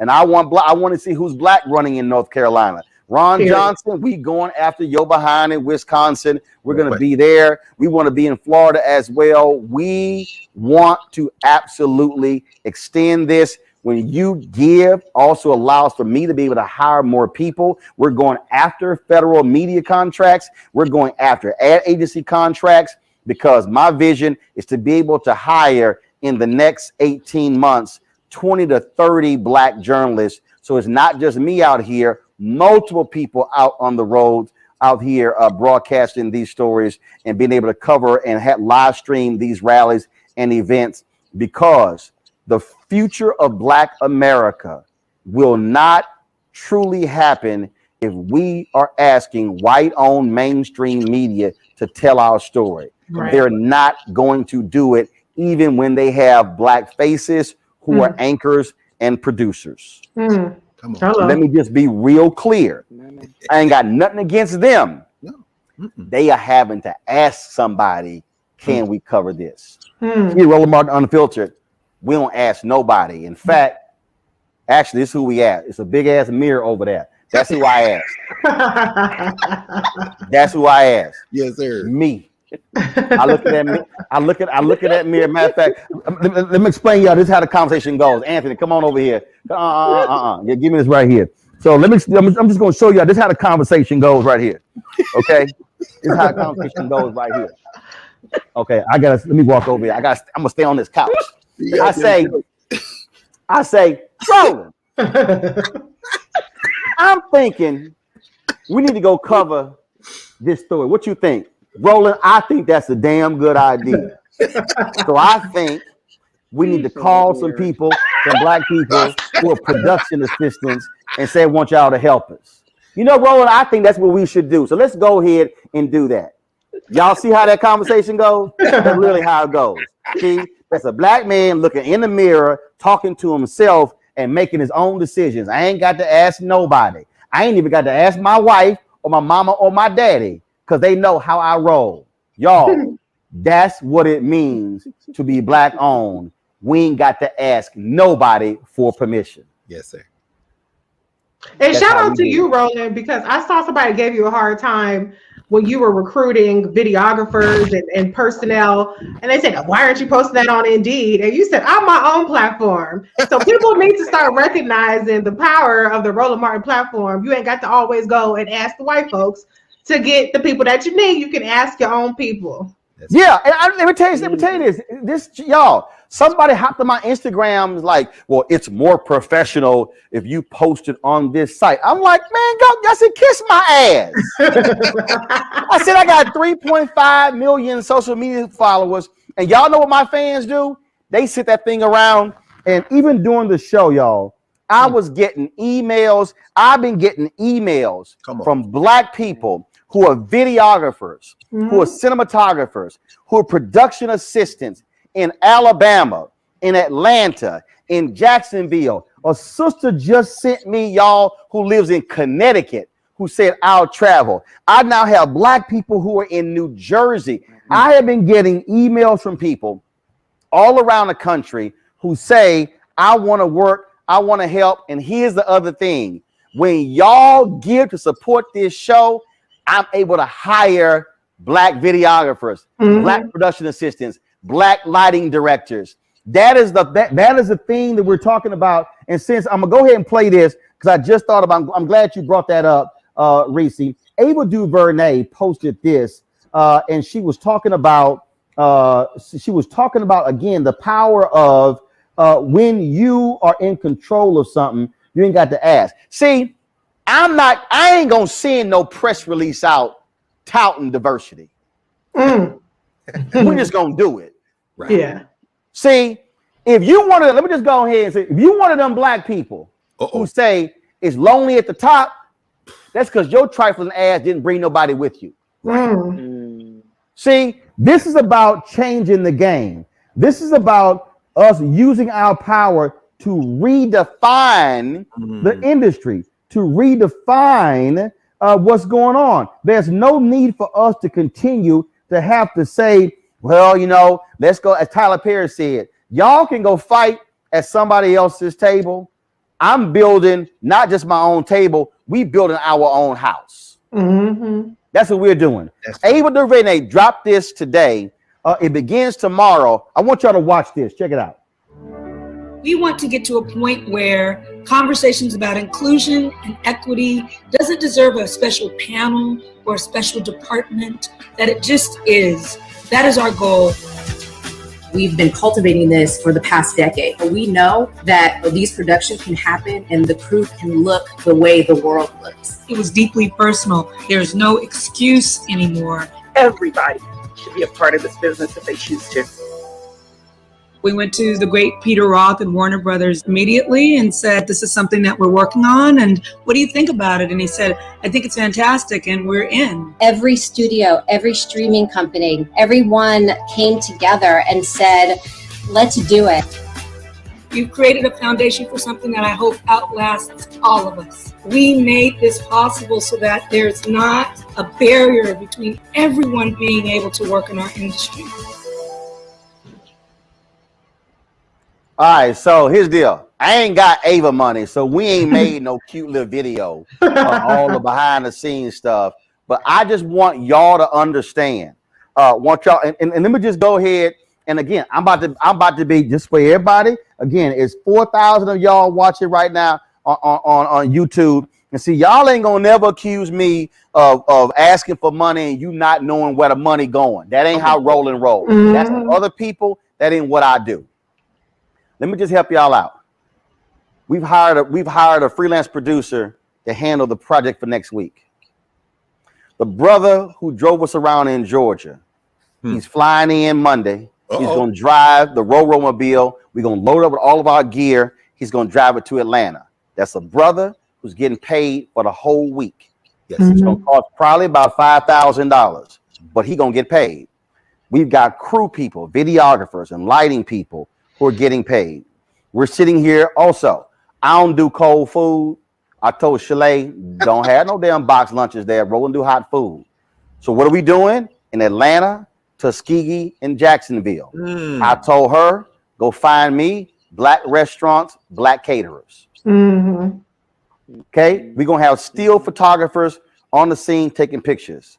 Black still photographers. Yes, sir. Yes, sir. That's what we're doing. Now I know somebody's sitting here saying, well, what about white folks? Guess what? One of the audio guys, he Asian. But folks who handle audio in my office, they white. So don't act like I ain't never had white people. But I know that black people can do these jobs. Mm-hmm. We simply never get the shot. Come on. So what the video Ava just showed you, that there are black people who can do media, who can do projects, who can do these things. All they are waiting for is somebody to give them a shot.